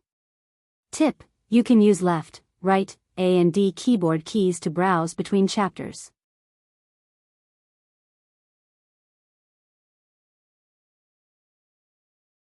Chapter 1132. Published at 4th of February 2023, 11:20 and 43 seconds AM. Chapter 1132. Chapter 1132 Sword Pagoda, 5. If audio player doesn't work, press stop then play button again. Chapter 1132 Sword Pagoda, 5. Look. Someone's managed to enter the 5th floor. The spectators were in awe after seeing a sword light appear on the 5th floor. There were currently 10 light sources shaped like a sword within the sword pagoda, each representing a challenger. There were 6 sword lights on the 1st floor, 2 on the 2nd floor, 1 on the 3rd, and 1 on the 5th floor. It must be that silver-haired man from the upper heavens. What if it's that Xiang? Impossible. If you saw what I saw a few days ago at the 9 Swords trial, you wouldn't say that. Someone suddenly said. What did you see there? That Xiang. He managed to survive all 9 sword strikes from the 9 Swords trial. In fact, he came here right after passing it. This person who had witnessed Yuan's greatness at the 9 Swords trial revealed this information to these people. What? Such information greatly shocked everyone there, as they were all aware of the 9 Swords trial. Are you sure you're not farting? There's no way someone could have defeated that gruesome trial. If you don't believe me, you can go check the 9 Swords trial. It's probably in ruins right now. He's not lying. I was also there to witness it. Someone else there said. Thus, the name Xiang began spreading in the Nameless Emperor's tomb. Upon entering the 3rd floor, Yuan was given another restriction. The already dim world suddenly turned pitch black, almost as though had entered the void. Yuan's body trembled as it instinctively knew what had just happened. The restriction on the third floor had removed his ability to see, turning him blind and causing his bad memories to resurface at the same time. However, Yuan didn't despair, as he wasn't completely blind. In fact, he could still see perfectly. This is thanks to his divine sense, which allows him to see things even better than what he could with his bare eyes. Yuan began fighting with the masked man who had a rooster mask shortly after. Since this floor's restriction was pretty much ineffective against him, it allowed him to fight at the same pace as the previous floor. This restriction that forces one to constantly use their divine sense may not affect Yuan, who essentially has unlimited soul strength due to his soul cultivation technique, but it was deadly to the others, who will inevitably exhaust themselves from constantly using their divine sense, forcing them to rush through each floor as fast as possible. 2 hours later, Yuan defeated the third floor. Will you choose a reward this time, or will you forfeit it again? You can choose between spiritual energy or 10 divine grade treasures. 10 divine grade treasures? Just how many treasures are in this place? Yuan wondered inwardly. I will forfeit my rewards. He spoke a moment later. I understand. Then I shall send you to the 4th floor. Waiting on the 4th floor was a figure with a goat mask. The very next second, Yuan lost all sensation in his left arm. So I can only use one arm now, huh? These restrictions are getting more ridiculous. He couldn't help but utter out loud. This is just the beginning, said the masked man before approaching Yuan with a movement technique. Although his cultivation remains at the peak of Spirit King, his movements are getting better, and he's also more aggressive than the previous guardians. Now that I only have one arm to fight with, I can no longer fight without any techniques. Fortunately, my dominant arm wasn't restricted. Vanishing Ghost's soundless blade. Due to the increased weight on his body and his crippled arm, he was unable to use his technique at full power. I can only exert about 20% of its power in my current state. Yuan sighed inwardly after seeing the effects. However, even at 20%, it was still quite effective against his enemy. Meanwhile, the people outside the Sword Pagoda watched as the sword light on the 5th floor disappeared. The door to the Sword Pagoda opened, and a silver-haired young man was sent flying out the next moment. Damn it! I was so close to defeating the 5th floor. Long Chen gritted his teeth in frustration. After cursing inwardly, Long Chen began sweeping the crowd with his divine sense in search for a certain individual. I don't see him. Is he still inside the Sword Pagoda? Long Chen looked at the Sword Pagoda to see 5 people on the 1st floor, 3 on the 2nd floor, and 1 person on the 4th floor. He turned to look at the group of people in the front and asked them, "Hey, did that Xiang come out already?" They shook their heads. "No, you were the first to come out." "Then he's definitely on the 4th floor." Long Chen narrowed his eyes at the light within the Sword Pagoda. After taking a deep breath, he spoke in a loud voice supported by his aura, starting this point forth. Nobody will enter the Sword Pagoda until Xiang comes out. I will slay anyone that dares to disobey. What? It was an unreasonable demand from Long Chen, but nobody there could defy him. Who the hell do you think you? Some of the newer people there that didn't know Long Chen wanted to fight back, but they were quickly stopped by the others. Don't mess with him. He's some big shot from the upper heavens, and he can kill you with just his aura alone. When the newer people learned this information, they immediately gave up on arguing and became silent.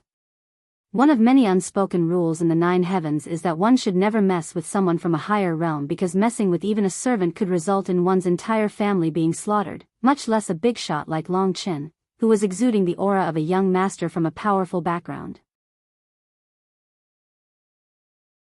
Thus, nobody else would enter the Sword Pagoda after Long Chen came out. Eventually, everyone else besides Yuan were outside, leaving him alone inside. If you find any errors, broken links, non-standard content, etc., please let us know so we can fix it as soon as possible. Tip: you can use left, right, A and D keyboard keys to browse between chapters.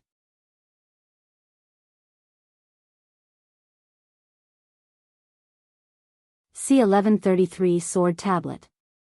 Chapter 1133 Sword Tablet. Fuck. What's taking him so long? He's been on the 4th floor for 2 hours now.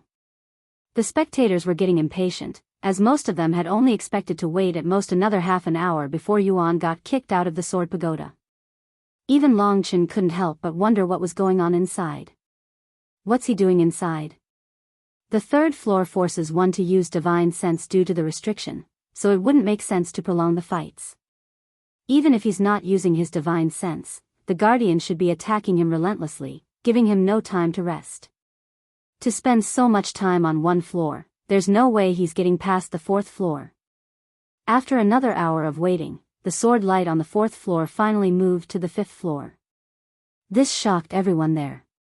He actually managed to beat the 4th floor after spending 3 whole hours there? No way. Long Chen, who knew very well about the restrictions, was even more baffled than the others. As someone who climbed to the 5th floor, he knew better than anyone there how unforgiving the Sword Pagoda was, and for Yuan to endure 3 hours on the 4th floor was nothing short of a miracle. What happened in there? I really want to see it. Long Chen's hands curled up into fists. Oh. If it isn't the Silver Dragon. Why are you just standing out here? Aren't you going to challenge the Sword Pagoda? A voice that Long Chen recognized suddenly resounded. He turned around to see a group of individuals approaching him from a distance. Of course, just like Long Chen, they were all from the upper heavens. I already went inside, he said in a calm voice, trying his best to hide his emotions. Really? Then why are you still here? Wow. There's someone on the 5th floor. These people finally noticed the single light in the Sword Pagoda. Why is there only one person inside? One of them asked. Because I am not allowing anyone to step foot inside until that person comes out. Long Chen said, and he continued, this includes you lot. You know who's inside the Sword Pagoda? I don't really know him since we've just met a few hours ago. Long Chen shook his head. However, he's definitely talented. Unbelievable. Did the Silver Dragon just praise someone from this lowly place? I can't wait to tell the others about this. This is an unprecedented event. I doubt they'll even believe us. This group of people started laughing. Long Chen sneered, you may mock him for his background, but none of you can compare to this person who came from the very background that you're currently laughing at. These people immediately stopped laughing after hearing such words. Hey, Silver Dragon, cut the crap. You really expect us to believe that someone from this dump is better than us? There's a limit to your lies even if you just want to mess with us. Long Chen glared at the person who just spoke while emitting killing intent, cut the crap. Who the hell do you think you're talking to, Mu Shun? If you think I won't dare to kill you because we're down here, you're sorely mistaken. This person known as Mu Shun trembled in fear. I apologize. I accidentally blurted out something disrespectful to you because of your outrageous claim that someone from 3rd heaven could possibly match us. Outrageous, huh? Is it really that unbelievable? Long Chen pointed at the Sword Pagoda before continuing. I failed on the 5th floor, so this person who also managed to step foot on the 5th floor is at least as talented as myself. Hell, I would be surprised even if half of you get past the 3rd floor, much less the 4th. Mu Shun gritted his teeth in anger after hearing such words, yet he couldn't refute it. Nobody there could, so they all remained silent. Meanwhile, Yuan was already fighting the Guardian on the 5th floor with a new restriction, which completely sealed his movement techniques. Although he could still move his legs just fine, he might as well be considered his legs to be useless since he was only able to move around with the increased weight by using his movement technique. Now that he couldn't use any movement techniques at all, he would have trouble taking even a single step. Clang! Clang! Clang! Despite the new restriction, Yuan still somehow manages to stay on his feet and repel the Guardian's attacks with the God of War's astral arts. It was as though Yuan had turned into a mountain with arms. Thanks to the God of War's astral arts, he was able to attack the Guardian without moving around too much, and each of his strikes would send the Guardian flying backwards. However, the guardian was also relentless in its assault. Every time he gets sent flying, he would run at Yuan again without any pauses. The two of them would continue this kind of clashing for many minutes until Yuan barely managed to overpower the guardian, defeating him in one strike. Will you choose a reward this time, or will you forfeit it again? You can choose between a massive amount of spiritual energy or 3 ancient grade treasures. 3 ancient grade treasures. Yuan sighed inwardly as he refused the rewards. A few moments later, he was sent to the 6th floor. Congratulations, you are the first person to step foot on this floor. The masked man was now wearing a monkey's mask. The 6th floor is a little different compared to the other floors. You will now be given 7 days to study this sword tablet. A massive stone tablet shaped like a sword suddenly descended from the void, landing in front of Yuan. However, there were no words on this sword tablet, just multiple deep cuts that seemed to have been left behind by a sword. All of your restrictions will be temporarily removed. They will return after 7 days, and you will also receive your 6th restriction then. Good luck. The masked man disappeared afterward.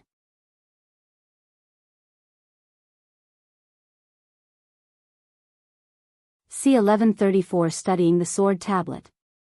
Chapter 1134 Studying the Sword Tablet, Heavens. He's managed to reach the 6th floor. I believe this is an unprecedented event. The spectators outside the Sword Pagoda were in an uproar when they saw the light on the 6th floor. A look of disbelief appeared on Long Chen's face for a brief moment before his eyes flickered with a vicious flame of various emotions. Awe, jealousy, shock, inferiority, so many feelings that he hadn't felt in a very long or ever surfaced at once, overwhelming him and his pride. The others from the upper heavens were also feeling similar emotions. Are you sure he came from this dump?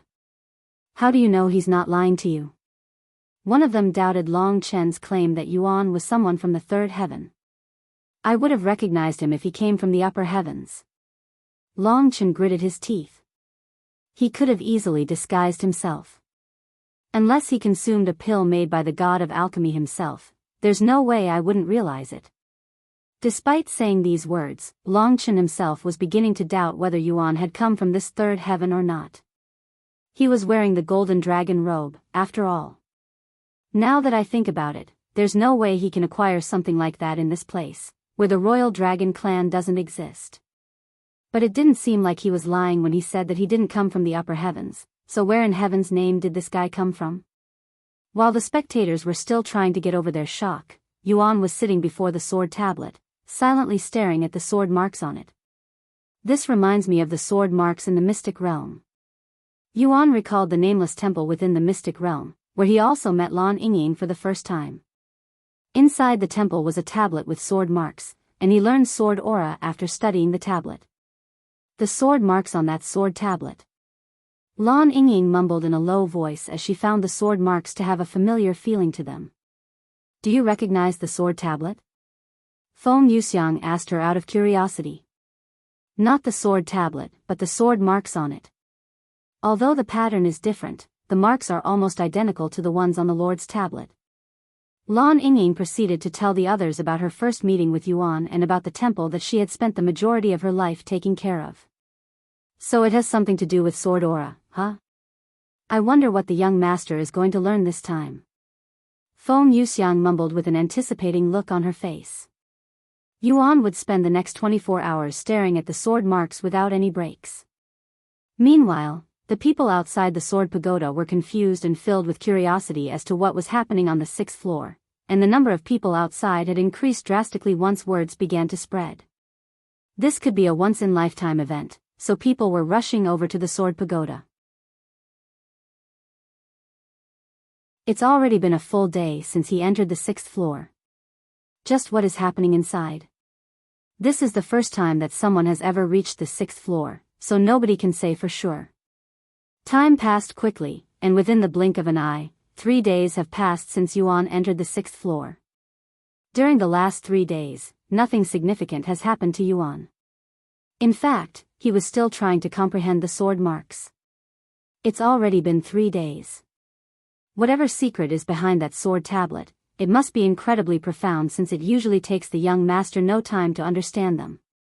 Feng Yuxiang sighed out loud. However, just as she finished her sentence, an explosive amount of sword aura suddenly gushed out of Yuan's body. What an immense amount of sword aura! Xiao Hua mumbled in a dazed voice. Yuan's sword aura would only continue to intensify from that moment. On the fourth day, the sword aura around Yuan had become so dense that it could even be seen by one's bare eyes, and it took the shape of a sword, making it seem as though Yuan himself had turned into a sword. This is... Xiao Hua's eyes flickered with excitement when she realized what was happening. What is it? Share your insight with the rest of us. Feng Yuxiang noticed this and said to her. Xiao Hua sneered in a cute manner, silently refusing Feng Yuxiang's request. You little... Feng Yuxiang gritted her teeth in frustration, as she was really curious about Yuan's condition. Do you know anything? She turned to ask Lan Yingying, who was staring at Yuan with wide eyes. Lan Yingying shook her head. I have never seen anything like this before, but it feels familiar somehow. Meanwhile, there were now over 50,000 people surrounding the sword pagoda, all of them on the verge of insanity from the anticipation. Their curiosity piqued. Shit! What the hell is he doing in there? It's already been 4 days. Did he die inside or something? There's no way he's been fighting for the past 4 days. What do you think is really happening inside? Only time will tell. On the 5th day, Yuan finally closed his eyes and entered a state of trance. That's... Feng Yuxiang's eyebrows twitched upon seeing this familiar sight. He's experiencing enlightenment once again. Lan Yingying mumbled with a bittersweet smile on her face. Most people would be considered lucky if they experience enlightenment even once in their lifetime, yet Yuan has already experienced it multiple times within a year. Towards the end of the 6th day, Yuan opened his eyes to be greeted by a notification. Enhanced Sword Aura. Enhanced Sword Aura. Description: only those blessed by the Sword God could comprehend Enhanced Sword Aura. Allows you to convert your soul strength into Enhanced Sword Aura. Significantly increases sword damage and sharpness.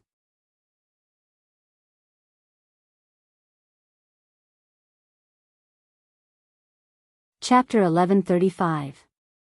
Published at 31st of January 2023 8:30 and 16 seconds p.m. Chapter 1135. 1135 If audio player doesn't work, press stop then play button again. Chapter 1135 Enhanced Sword Aura. After comprehending Enhanced Sword Aura, which is basically a superior version of Sword Aura that uses his soul strength instead of spiritual energy, Yuan's Sword Aura had reached peak masterly level, and his understanding for the swords also increased significantly.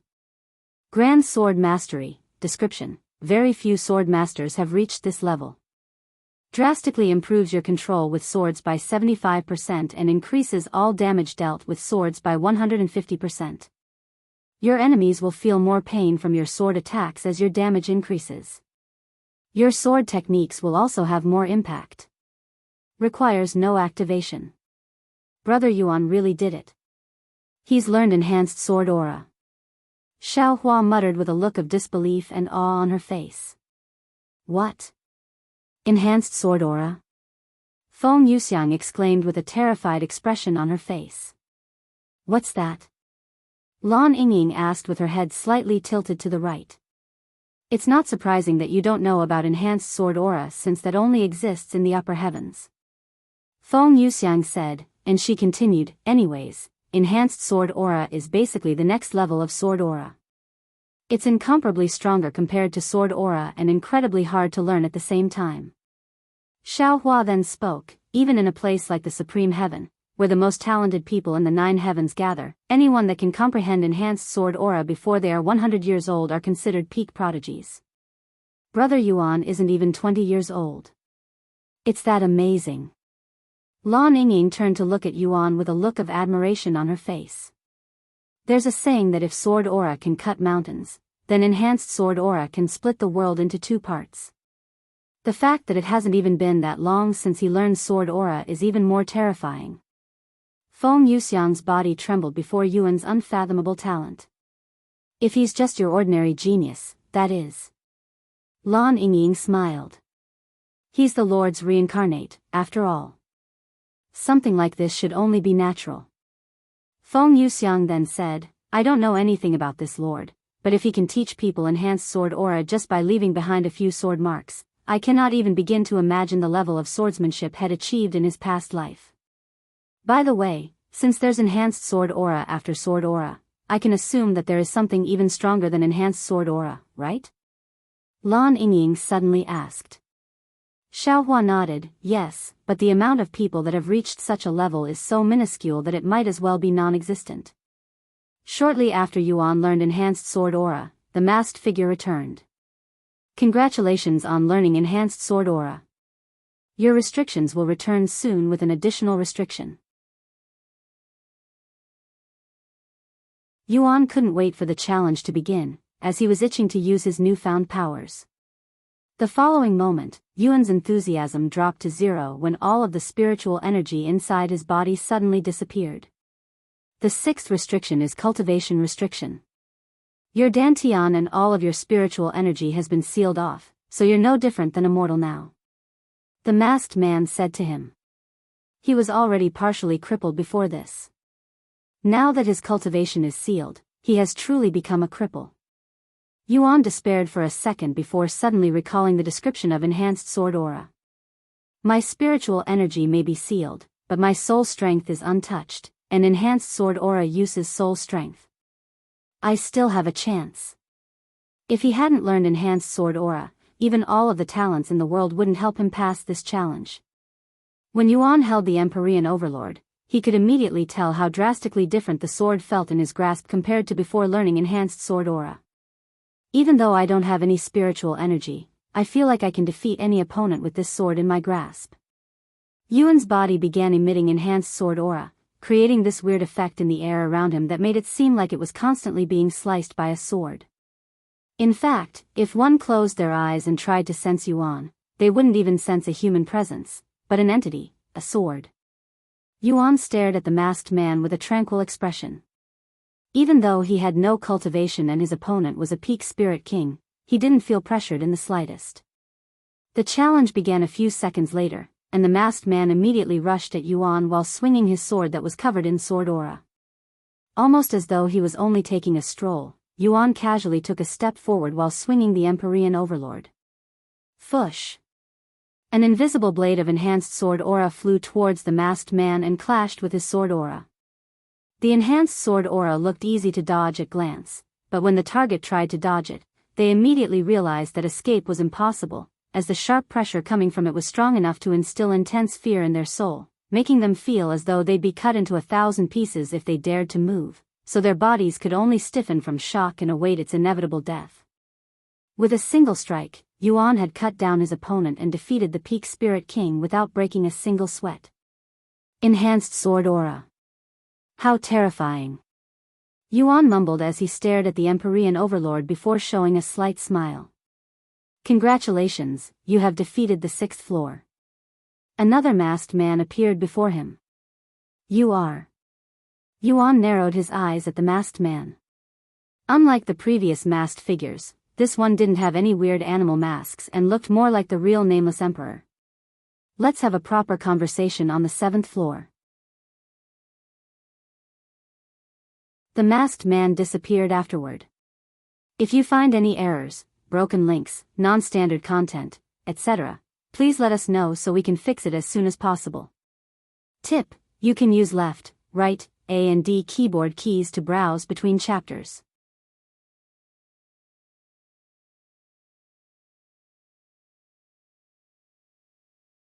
Chapter 1136.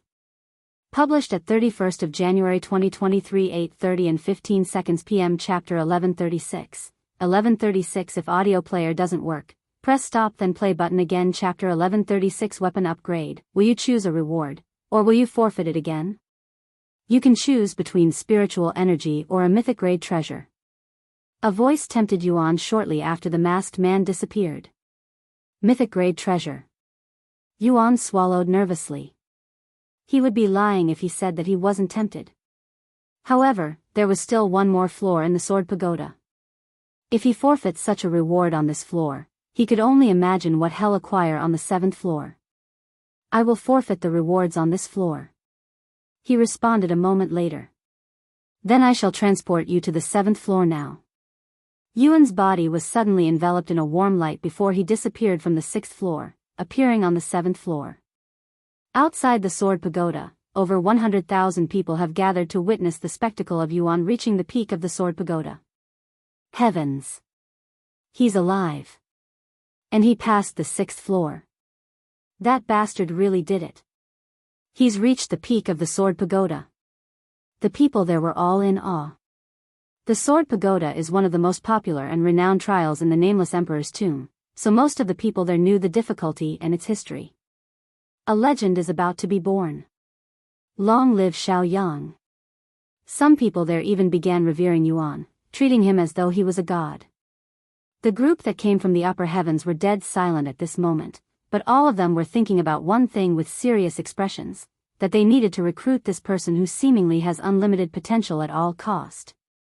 Regardless if he passes the final floor or not, he's still going to become famous. Once the seniors in the upper heavens learn of his presence, they will all go crazy trying to recruit him. Long Chen could feel his heart throbbing with excitement, as it has been a while since a genius at Yuan's level has appeared. Meanwhile, Yuan stood before the masked man on the 7th floor. Welcome to the peak of the Sword Pagoda. Are you my opponent for this floor? Yuan asked as he tightly gripped his Empyrean overlord. The masked man shook his head. No, you won't be fighting me. This will be your opponent. The masked man took a step to the side, clearing the path and revealing the object behind him. Yuan raised an eyebrow when he saw what the masked man was referring to. There was a large boulder made of an unknown substance that resembled crystal, and there was a wooden sword stabbed into it. That's my opponent? What kind of joke is this? Yuan asked him. This isn't a joke.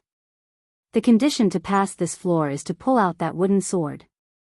As for your restriction, well, this test in itself is one. The rest of your restrictions will also be lifted. Good luck, not that it matters at all. Seriously. Yuan felt that it was a little anticlimactic, but he didn't complain. He quickly approached the wooden sword and wrapped his fingers around the handle. However, before he exerted any force, the masked man spoke. Oh, before you attempt to pull the sword, I should warn you that you will only have one chance. If you fail, your body will explode, and you will die. What? Yuan wanted to release the sword, but he subconsciously pulled his arms back without releasing his grip on the sword. Shah! The wooden sword was pulled out of the boulder without any resistance.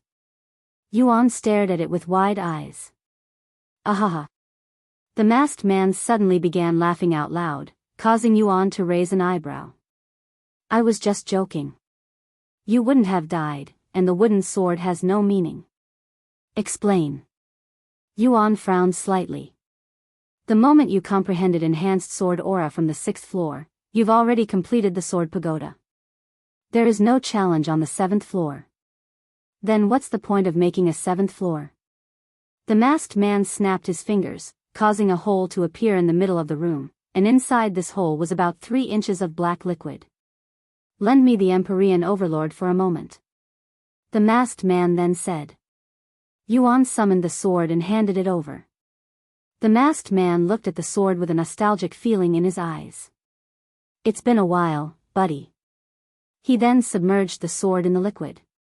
What are you doing? Yuan couldn't help but ask. How do you feel about the Empyrean Overlord? Is it a good weapon? Instead of answering his question, the masked man suddenly asked one. Well, despite it being my second soul weapon, it's my most used weapon, and I have the most experience with it.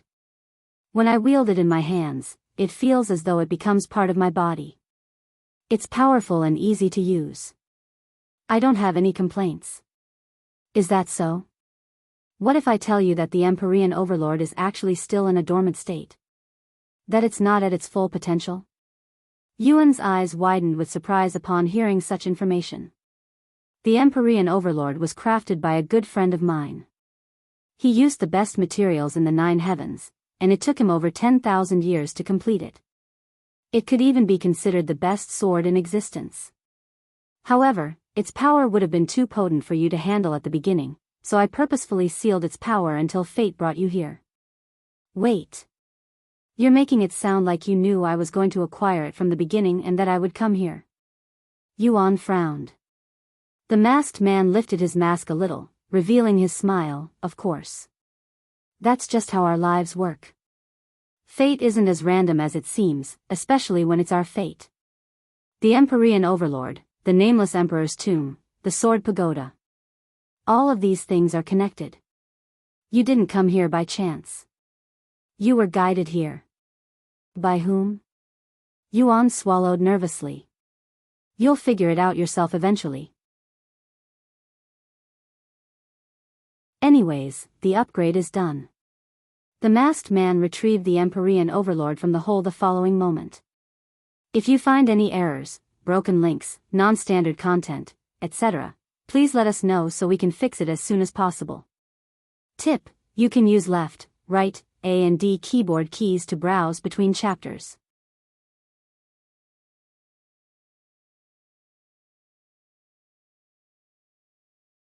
Chapter 1137.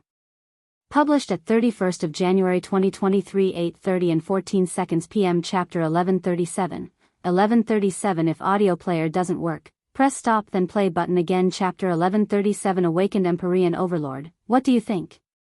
The masked man handed the Empyrean Overlord that was emitting a totally different aura compared to moments ago back to Yuan. Yuan swallowed nervously before accepting the Empyrean Overlord. When he first acquired the Empyrean Overlord, there was always this feeling of it being incomplete to him, like it could be improved. It was a very minor feeling that didn't bother him, but it was there nonetheless. However, the moment he touched the upgraded Empyrean Overlord, he immediately realized why he had that feeling. He didn't think it was possible, but the Empyrean Overlord felt even more comfortable in his grasp, and there was even this sense of nostalgia from it. Don't be fooled by it. The masked man suddenly said. What do you mean? Yuan looked at him with a puzzled face.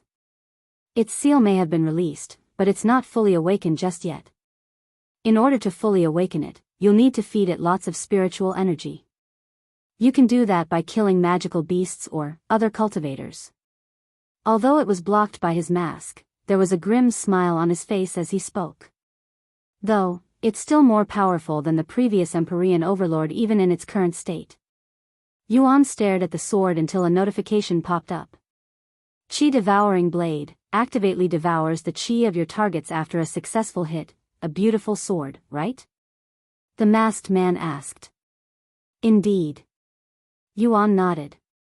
The Empyrean Overlord and I have experienced and surpassed countless tribulations together in the past.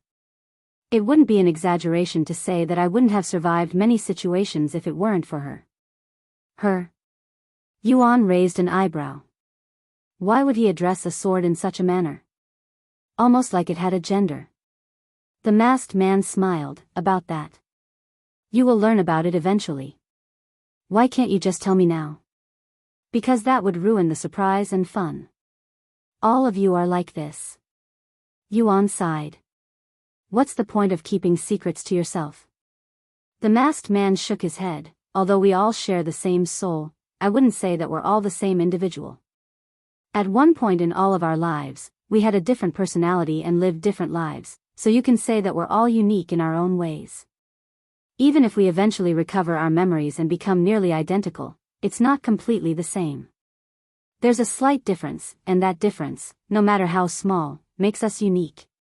Yuan felt some weight lifted from his heart after hearing such words, as he was always worried about returning to his old self, that he had no personality of his own. Anyways, the Sword Pagoda will collapse soon now that it has been cleared. The masked man suddenly said as he began walking towards Yuan. Here, take this. The masked man handed a key to him. What's this key for? I also received one from the Seven Swords Trial aid as he retrieved something from his pocket. Here, take this before you leave. The masked man handed him a golden key. I also got a key from the Nine Swords Trial. Yuan mumbled. What does it do? Collect 9 keys and go to the core of the tomb. Some of the answers that you seek will be there. Yuan was bewildered. He didn't expect the masked man to actually give him a proper answer. Then, are there any specific trials that I must pass to receive these keys? Yes, there are, but there's no need to worry about it and just do whatever you want in here. You'll eventually find all of them, anyways. Are you saying this is the work of fate? However, before he could receive an answer, Yuan found himself teleported outside of the sword pagoda with Xiao Hua and the others returning to his body. Once Yuan was outside, he could immediately feel countless gazes staring at him, causing his body to naturally tense up. He looked around with a look of disbelief on his face, as there were tens of thousands of people there, and they were all staring at him with wide eyes. After a brief moment of silence, almost as though everyone there snapped out of their daze at the same time, they all began bombarding Yuan with questions. What happened on the 6th and 7th floor? Why did it take you a whole week to pass the 6th floor? What kind of rewards did you acquire? Did you pass the 7th floor? Why did the sword pagoda suddenly collapse? Shut up. A deafening voice filled with an intense pressure suddenly rippled, startling everyone there and forcing them to hold their breaths. A few seconds later, Yuan watched as a handsome silver-haired young man approached him with a group of new faces following behind him. I will keep this short since it would take too long if I said everything on my mind. Congratulations, Xiang. Not only did you defeat me, but you've also become the first person in the 9 heavens to defeat the sword pagoda. As promised, I will now answer all of your questions. Long Chen said to him with a defeated smile. However, Yuan didn't say anything and merely extended his hand, almost as though he was asking for something.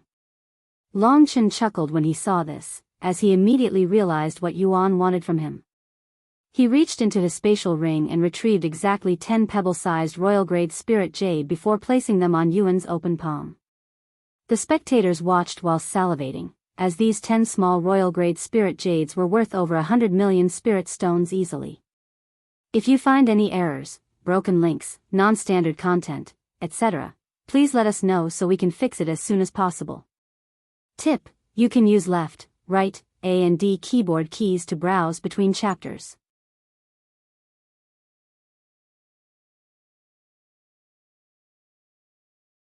Chapter 1138.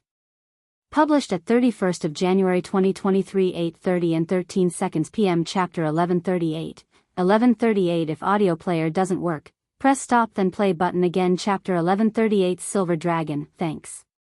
Yuan said as he tossed the spirit jades into his spatial ring. Long Chen cleared his throat and spoke, now as for the questions you had for me. Yes, I am from the upper heavens. Specifically, the 9th heaven. The surrounding people gasped in shock when they heard this information. He's someone from the supreme heaven? No wonder why his aura is completely different. A real big shot. I'm so glad I risked my life to come to the Nameless Emperor's tomb this year. To think I'd see someone who came from the supreme heaven with my very eyes. While the spectators there mumbled to each other, Yuan remained relatively calm as he asked, "Oh? I didn't think someone from such a place would be interested in the Nameless Emperor's tomb. Surely, you're not here for the treasures?" Long Chen chuckled, "Of course not. The treasures here are as common as tableware in the supreme heaven. I can't tell you the exact reason why I am down here, but I am searching for a specific individual, but since we're essentially looking with a blindfold on, I decided to spend some time in this place. As expected, he's here to look for me." Yuan sighed inwardly. "I see. Then I won't bother you anymore. Good luck with your searches." Yuan was prepared to leave as soon as possible since nothing good will come out of staying around these people who were on a manhunt for him. Wait a minute. How can you leave already? I still have so much to talk about. Long Chen quickly stopped him. If you want to talk, we can do so another time. This place may mean nothing to you, but it means everything to me, and unfortunately, our time here is limited, so I won't entertain you anymore. Such insolence. I can no longer ignore your arrogance. Who do you think you are talking to? One of the individuals behind Long Chen suddenly shouted. Yuan glanced at this person and casually said, "Now that you mention it, I don't know. Care to enlighten me?" "This bastard, stop." Longchen glared at this individual with a serious expression. "Ignore him, Xiaoyang. Once again, I am Longchen, one of 4 dragons and phoenixes. Most people in the upper heavens call me Silver Dragon." "Silver Dragon? So you're a dragon?" Yuan asked, his interest piqued. Longchen shook his head. "Silver Dragon is just a title, one given to those who have been recognized as the most talented in our generation. Amongst the 4 dragons and phoenixes, only 3 of them are actually from the dragon clan. With that being said, I do have some dragon blood in me. In the supreme heaven, the surname Long is mostly reserved for those in the dragon clan, after all." "Oh. So you're a half-dragon?" Yuan asked with an intrigued look on his face. Hey. That's..." The group behind suddenly had terrified looks on their faces when they heard the word half-dragon.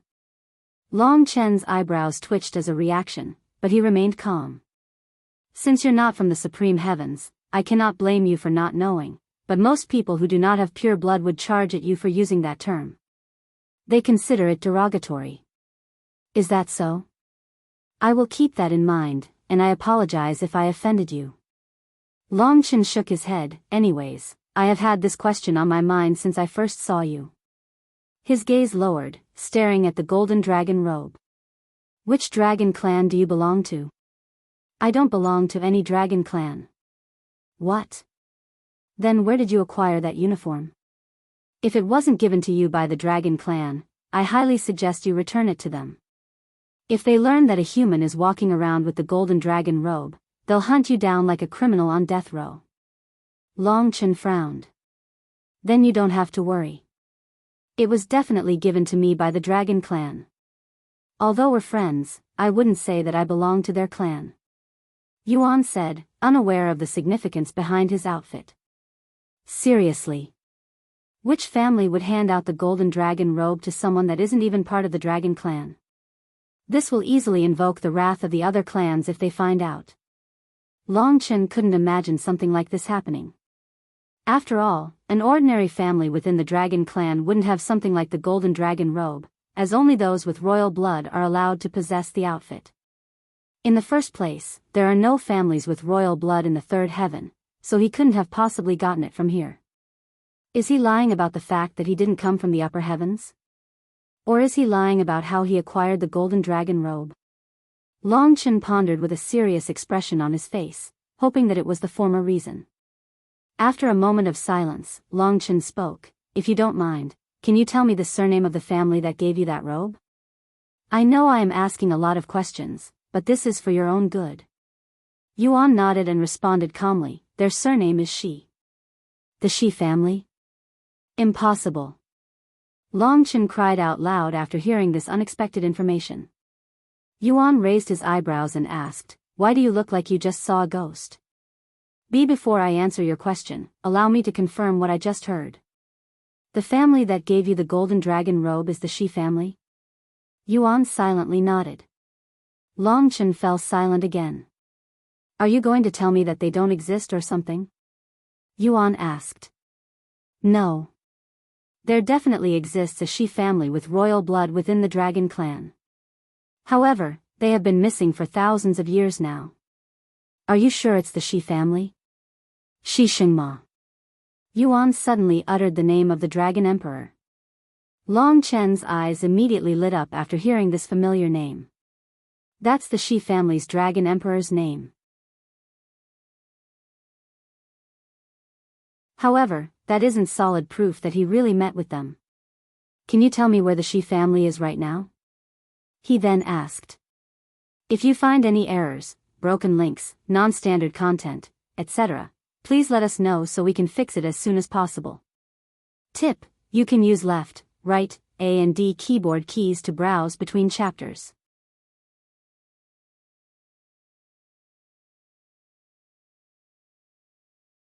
Chapter 1139. Published at 31st of January 2023 8:30 and 10 seconds p.m. Chapter 1139. 1139. If audio player doesn't work, press stop then play button again. Chapter 1139. Heading towards the Sword Temple. Sorry, but I cannot tell you their location. Although you say they're missing, they separated themselves from the rest of the world on their own accord, and they're living happily from what I saw. Yuan refused Long Chen's request without hesitation. They separated themselves? Why would they? Long Chen halted his mumble when he suddenly recalled the Shi family's history. The Shi family disappeared shortly after the Dragon Clan's war with cultivators many centuries ago. I guess they didn't want to deal with humans after what happened. He sighed inwardly. But this only created more questions for Long Chen.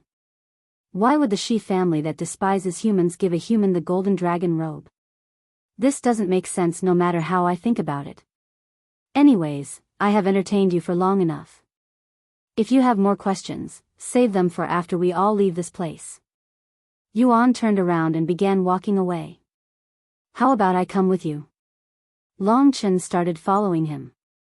He still had many questions and wanted to recruit Yuan to his side, after all. However, Yuan quickly turned around and held his arms up, pointing his palm directly at Long Chen's face. Please leave me alone. I already have enough company with me. Long Chen halted his steps and no longer followed Yuan. Yuan quickly escaped the crowd. There's too much attention on me. I will meet you guys a few miles ahead. Yuan notified the Tian family through divine sense as he flew away. I've never seen such an arrogant bastard before. He thinks he's above us just because he got lucky in the Sword Pagoda. I doubt he's actually that talented. The people behind Long Chen gritted their teeth in anger. How could someone from a backwater place like the Third Heaven possibly have more talent than us? He must have used some trick to beat the Sword Pagoda. Long Chen couldn't even be bothered by these people and merely remained silent, his eyes staring at the direction that Yuan disappeared to. Xiang. What a mysterious fellow. Long Chen realized at this moment that he's never been intrigued by another individual to such an extent.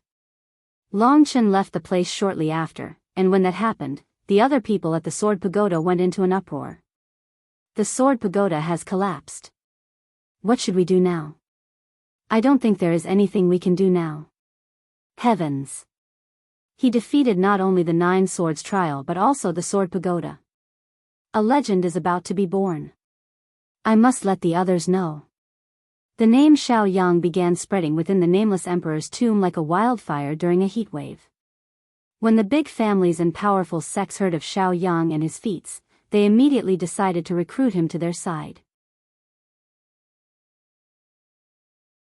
We must find this Xiang before the others and recruit him to our sect. A famous sect leader roared at his disciples. My daughter. I want you to meet with this Xiang and bring him to our family at all cost. A renowned patriarch said to his precious daughter with an urgent expression. But father. You already engaged me to the Ming family. Screw the Ming family. This Xiang takes priority. If the rumors are true, he'll definitely become a prominent figure in not just the Third Heaven but the entire Nine Heavens. Some people in the Nameless Emperor's tomb shifted their attention to Yuan after hearing his achievements, treating him as though he was another treasure in the tomb that must be acquired. However, since the rumor sounded too good to be true, most people doubted it and decided to ignore it. Meanwhile, a dozen miles away from the Sword Pagoda, Yuan regrouped with Tian Yenyu and Tian Suyin. You really dropped a lot of jaws back there, mine included. Tian Yenyu said as she stared at Yuan, still with a somewhat dazed look on her face. Tian Suyin remained quiet, her thoughts unknown. Tian Yenyu continued, I've been dying to ask you, what happened on the 6th floor? Why did it take you almost a week to pass it when the 7th floor didn't even last an hour? Oh, I was given a week to comprehend something. That's all. That's it? Although it's very different from the previous floors, it sounds boring. What about the 7th floor? What did it look like up there? Same as the other floor, empty and boring. What about the reward? You cleared the Sword Pagoda, right? Surely, the reward must be extravagant. Tian Yanyu's eyes were essentially glowing from excitement at this moment. Yuan shook his head, besides this key, I didn't really receive much. Seriously. Tian Yenyu was baffled after hearing this, and she looked like a child who just had her dreams crushed. Didn't you also receive a key at the Nine Swords trial? What does it do? Tian Suyin looked at the key with interest. Her instincts told her that the key would lead to something special. Indeed, but I don't know its purpose. I only know that I have to collect 7 more before heading to the deepest parts of the tomb. That's impossible even for you. Not even half of the tomb has been explored since it was discovered, yet you want to go to the deepest area? You'll just be walking to your own grave. Yuan smiled. I think I will be fine. After all, fate brought me here. Fate? What a lunatic. Tian Suyin shook her head inwardly. Anyways, my next destination is the Sword Temple. Yuan announced a moment later. The Sword Temple is located at the border of the outer area. It'll take us 2 weeks just to get there even if we traveled there in a straight line without rest. Tian Suyin said. Yuan nodded. You don't need to follow me there if you don't want to. I don't want to waste your time, either. Nonsense. We've already come this far, it would only be a waste if we stop here. And I'm sure that we'll get to witness something jaw-dropping again, so I won't leave even if you force me. Tian Yenyu quickly said. Yuan showed a defeated smile. All right, I won't stop you. They resumed their journey shortly after. If you find any errors, broken links, non-standard content, etc., please let us know so we can fix it as soon as possible.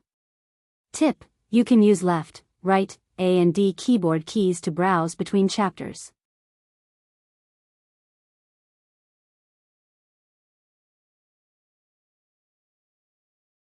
C1140 Renowned. Chapter 1140 Renowned, plus 20 fame, plus 31 fame, plus 56 fame, plus 111 fame. Yuan noticed that his fame was increasing at a rapid rate as he traveled to the Sword Temple. This must be due to what happened at the Nine Swords trial and the Sword Pagoda. While he was glad to see his fame increasing, he still had no idea what kind of effect it had on him. And in just a few days, his fame reached over 100,000. Suddenly, an announcement appeared in the sky for all players to witness. Ding! Yuan's eyebrows lifted slightly after seeing the notifications. So fame unlocks new events. Now the only question is, where do I find these events? He wondered inwardly. Xiaoyang, let's take a break. Tian Yenyu suddenly turned to look at him. All right. He nodded. They stopped flying and started to look for an area where they could sit down to recover their depleted spiritual energy after flying for days without a break. Sometime later, they sat below a large tree. Tian Yenyu and Tian Suyin immediately closed their eyes and began to cultivate. I should have a few hours. Yuan stared at them for a moment before silently logging off the game for the first time since he entered the Nameless Emperor's tomb. She's still inside, huh? Yuan thought to himself as he looked at Xiang, who was laying beside him with her console on her head. He went to the bathroom and cleaned himself even though his body was sparking clean despite many weeks of not washing. After coming out of the bathroom feeling refreshed, Yuan left the room to check up on the others, and as usual, they could be found at the training ground behind the house, but there was only one person there. Yuan. What are you doing here? Have you already finished exploring the Nameless Emperor's tomb? Wang Ming spoke as he stopped swinging his sword, pleasantly surprised to see him at the training field. Yuan shook his head. No, not even close. I'm just taking a small break to stretch my body. Where are the others? They're all in, that's all we do after morning training nowadays. I'm staying here later than usual since I feel like having a breakthrough soon. As for your girlfriends and Jinsei, they only show up once a week to exercise. Meishio appears a little more often to cook for us, but that has stopped since we told her to focus on her cultivation. The place has been really quiet as of lately with everyone focusing on their own things. Yuan nodded. That's good. And since I am already here, want to have a little spar? Wang Ming smiled. I would have asked you if you didn't. Yuan grabbed a sword and started sparring with Wang Ming shortly after. Sometime later. You've improved a lot since our last spar. Yuan said to Wang Ming, who was lying on the floor while soaked in sweat. Yet I still cannot land a single hit on you. Yuan chuckled, you'll get there, but I won't make it easy. That's exactly what I want.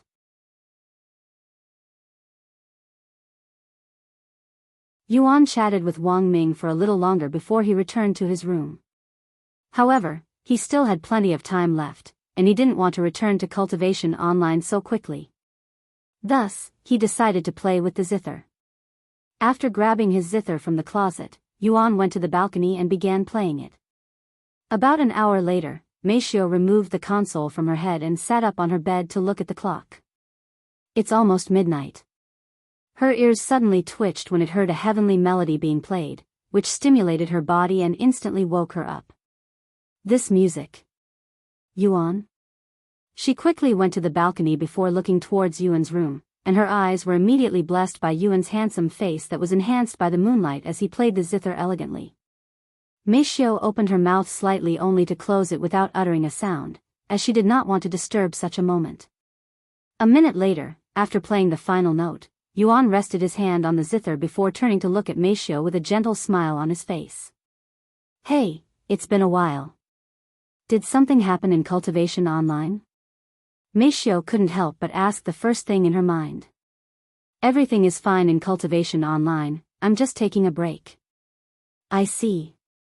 Meishio didn't know what else to say. After a moment of awkward silence, Meishio subconsciously uttered, want to come over? By the time she realized what Shed just said, Yuan already responded with a silent nod. I will be there in a minute. Let me put away the zither first. Once Yuan left the balcony, Meixius' face flushed with redness. A minute later, Yuan knocked on Meixius' door. Meishio quickly answered.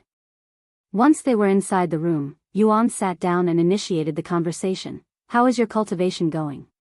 Smoothly. I just entered the 7th level of Spirit Master before logging out. You're a Spirit Master already? It's only been a month. I guess this is what happens when you focus on cultivation. Yuan smiled. She nodded, the dense spiritual energy in the 3rd heaven helps a lot. Of course, my cultivation technique plays the biggest role in my growth. I'm not the only one. Chu Liuxiang and Li Jinxi have also reached Spirit Master. Chu Liuxiang reached the 5th level last week. Though, the one with the most improvement is Li Jinxi. Even though she started much later than us, she has already surpassed us, reaching the 9th level. I think she'll become a Spirit Grandmaster soon. Li Jinxi is already at such a level? As expected of the number 1 genius in the Jaded Garden. She's really talented. Yuan was pleasantly surprised by Li Jinxi's immense growth. What about you? How are things in the Nameless Emperor's tomb? Meishio then asked. A lot has happened. Yuan proceeded to recall his experience to her.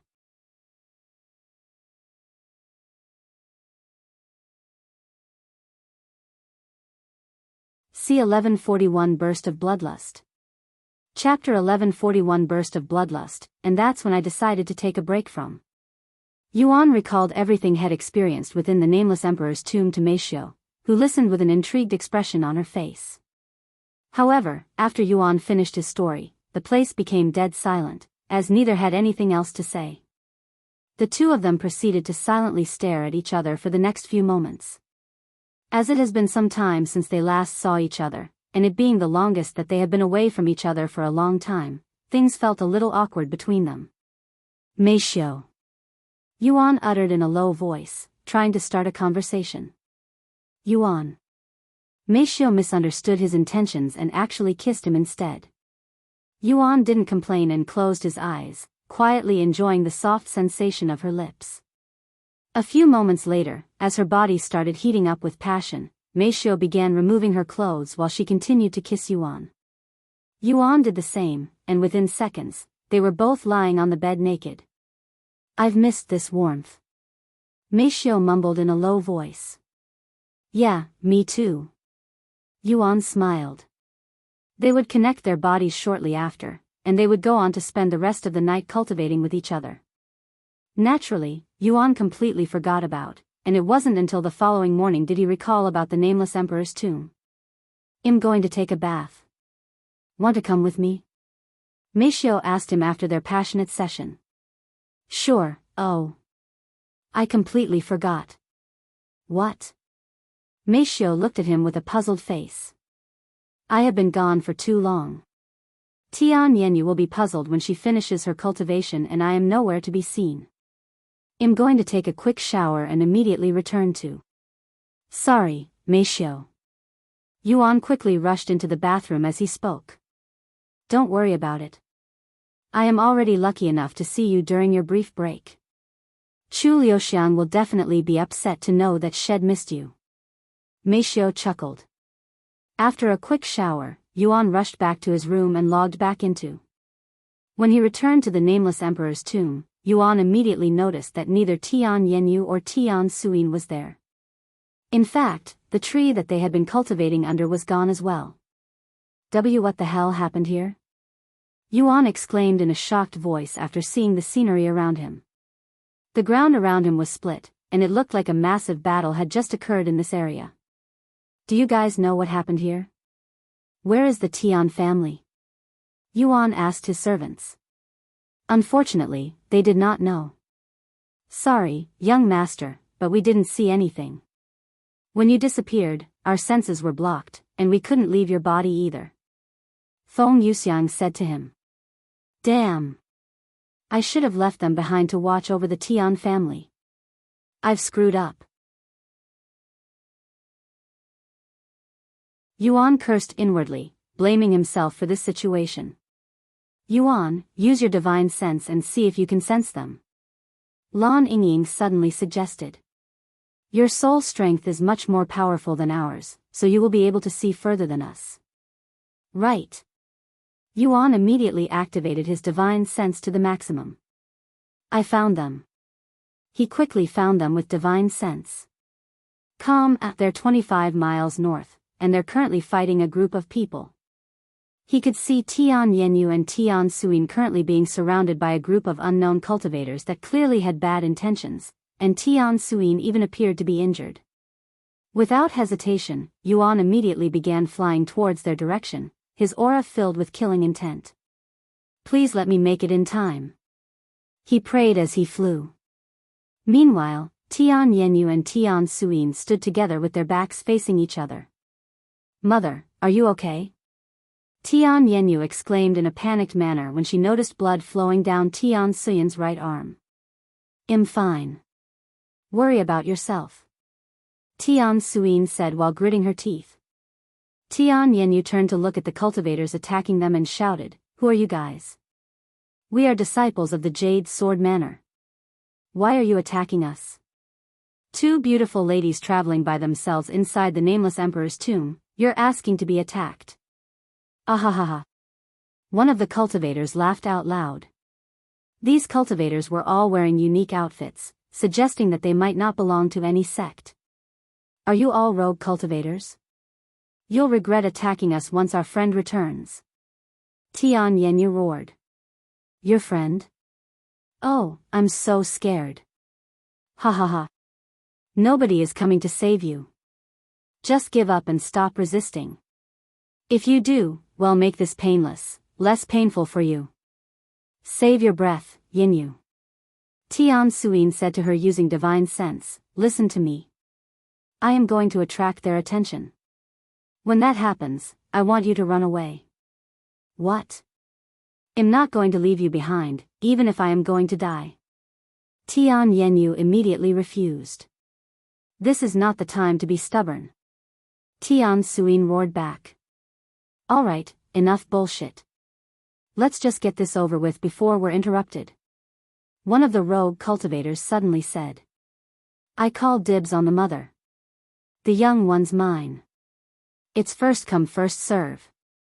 Tian Yenyu and Tian Suyin watched as 8 spirit lords rushed at them with vulgar faces. A burst of bloodlust suddenly erupted not far away, sweeping the place with a chilling ripple. This instantly halted not just the rogue cultivators but also Tian Yenyu and her mother's movements. Their initial thought was that they'd somehow attracted the attention of a ferocious magical beast. However, before they could even think, one of the rogue cultivators suddenly shouted out in pain before he collapsed on the ground.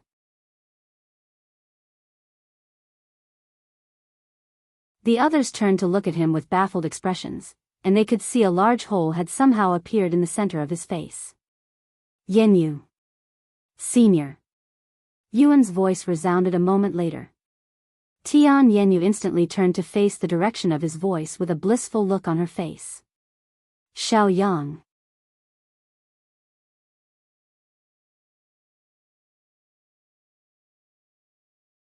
C1142 Massive Magical Beast. Chapter 1142 Massive Magical Beast. Mother, let's go. Tian Yenyu immediately began running towards Yuan the moment she saw him, and she grabbed Tian Suyan's arm before pulling her along. The rogue cultivators were still in shock from their companion's sudden death, so they couldn't react in time and allowed the two of them to escape. We'll talk after I take care of the trash, Yuan said to Tian Yenyu as he withdrew the Empyrean Overlord. Almost as though it was responding to Yuan's emotions, the Empyrean Overlord's aura gushed like water at the bottom of a waterfall. W8. The rogue cultivators subconsciously raised their hands to surrender. They could tell that Yuan was a spirit king and that nobody there would be able to defeat him even if they all fought together. However, Yuan wasn't interested in sparring these cultivators and swung the Empyrean Overlord without hesitation. A powerful sword light strengthened by enhanced sword chi immediately flew towards the cultivators. Everything happened so fast that the rogue cultivators couldn't even escape if they wanted, so they had no choice but to try and block the attack. Unfortunately for them, their techniques were all destroyed as soon as they were deployed. Nothing could stop the sword light from killing these cultivators today. Shah. The following moment, the cultivators dropped dead on the ground with their bodies severed in half, their spiritual energy absorbed by the Empyrean Overlord. Awakening progress, 10.01%. Killing 8 Spirit Lord cultivators was only enough to increase the progress by 0.1%. As for the 10%, it actually came from the sword Pagoda, unbeknownst to Yuan at the time. Besides the Empyrean Overlord's awakening, the sword Pagoda rewarded Yuan with all of the spiritual energy had gathered from each floor, but since his body couldn't absorb them, it was absorbed by the Empyrean Overlord instead. Yuan ran back to Tian Yenyu and her mother after dealing with the rogue cultivators. Senior, you're hurt. Yuan quickly retrieved a pill for her injuries. Here, take this. I'm fine. Where the hell did you go, anyway? Tian Suyin said as she accepted the pill. Sorry, I decided to look around while you guys cultivated. I shouldn't have left you guys alone. This is all my fault. Nonsense. Those rogue cultivators were 100% at fault there. Don't kick yourself for their actions, Xiang. And thank you for saving us. I don't even want to imagine what could have happened if you didn't come in time. Tian Yenyu shivered just thinking about it. Anyways, I'm just glad that nothing serious happened to you. I won't leave you two alone anymore. I promise. Good, because I am going to cultivate again to recover my exhausted spiritual energy, Tian Suyin said as she sat cross-legged on the ground. Shed used almost all of her spiritual energy to fight off the rogue cultivators, after all. Me too. Tian Yenyu also sat down and began cultivating. This time, Yuan stood guard for them while scanning the area with his divine sense until they were done. Sorry for the wait. Tian Yenyu finished a little faster than her mother since she had a lower cultivation base, thus less spiritual energy to restore. Tian Suyin opened her eyes 2 hours later. Once they were prepared, they resumed their journey towards the Sword Temple. Come what? Yuan was just awake? Chu Liuxiang came out of her room literally 10 minutes after Yuan returned to Cultivation Online. Please visit. Yes. Meishio nodded, and she recalled Yuan's experience for her. I can't believe I just missed him. If only I had managed to break through a few minutes earlier. She sighed out loud. You had a breakthrough? Congratulations. Meishio said. And she continued, but even if you came out in time to see Yuan, he wouldn't have any time since he had to rush back into cultivation online. Chu Liuxiang narrowed her eyes at Meishio in a suspicious manner. You seem happy, a lot more happy than the last time I saw you. I bet you had a lot of fun with him today. Meishio chuckled. Indeed, I did, the whole night. Chu Liuxiang sucked her teeth. Well, aren't you lucky? Did he say when he'll take a break again? She then asked. No, but he did say that he will try to take breaks as often as possible. That's good to hear. A week later. There's something happening up ahead. Yuan suddenly warned the others. What do you see? Tian Yenyu asked. There's a large group of cultivators currently engaged in a fight with this massive magical beast. Should we go around them? Tian Suyan's eyes flickered with a profound light after hearing this. No. That magical beast is an event. If we defeat it, we'll be rewarded. Are you sure? There are already people fighting it. If we enter now and steal their kill, they'll probably come after us. Tian Yenyu said. There's no need to worry. Inside the Nameless Emperor's tomb, magical beasts are free for all, so it doesn't matter who was first to fight it. If they cannot kill the magical beast and someone comes along to take it from them, they can only blame themselves for not being able to defeat it fast enough. Is that so? Yuan mumbled. If he had to be honest, he had this urge to fight this magical beast the moment he laid eyes on it, and Tian Suyan's words only convinced him to do so. Alright, I'm going to take care of this magical beast real fast and see what kind of reward I'll get from it. The two of you should stay far away just in case they attack me afterwards. He said to them a moment later. I understand. Tian Yenyu nodded.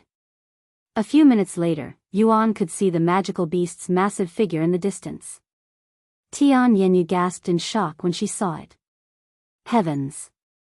Tian Suyin was just as surprised.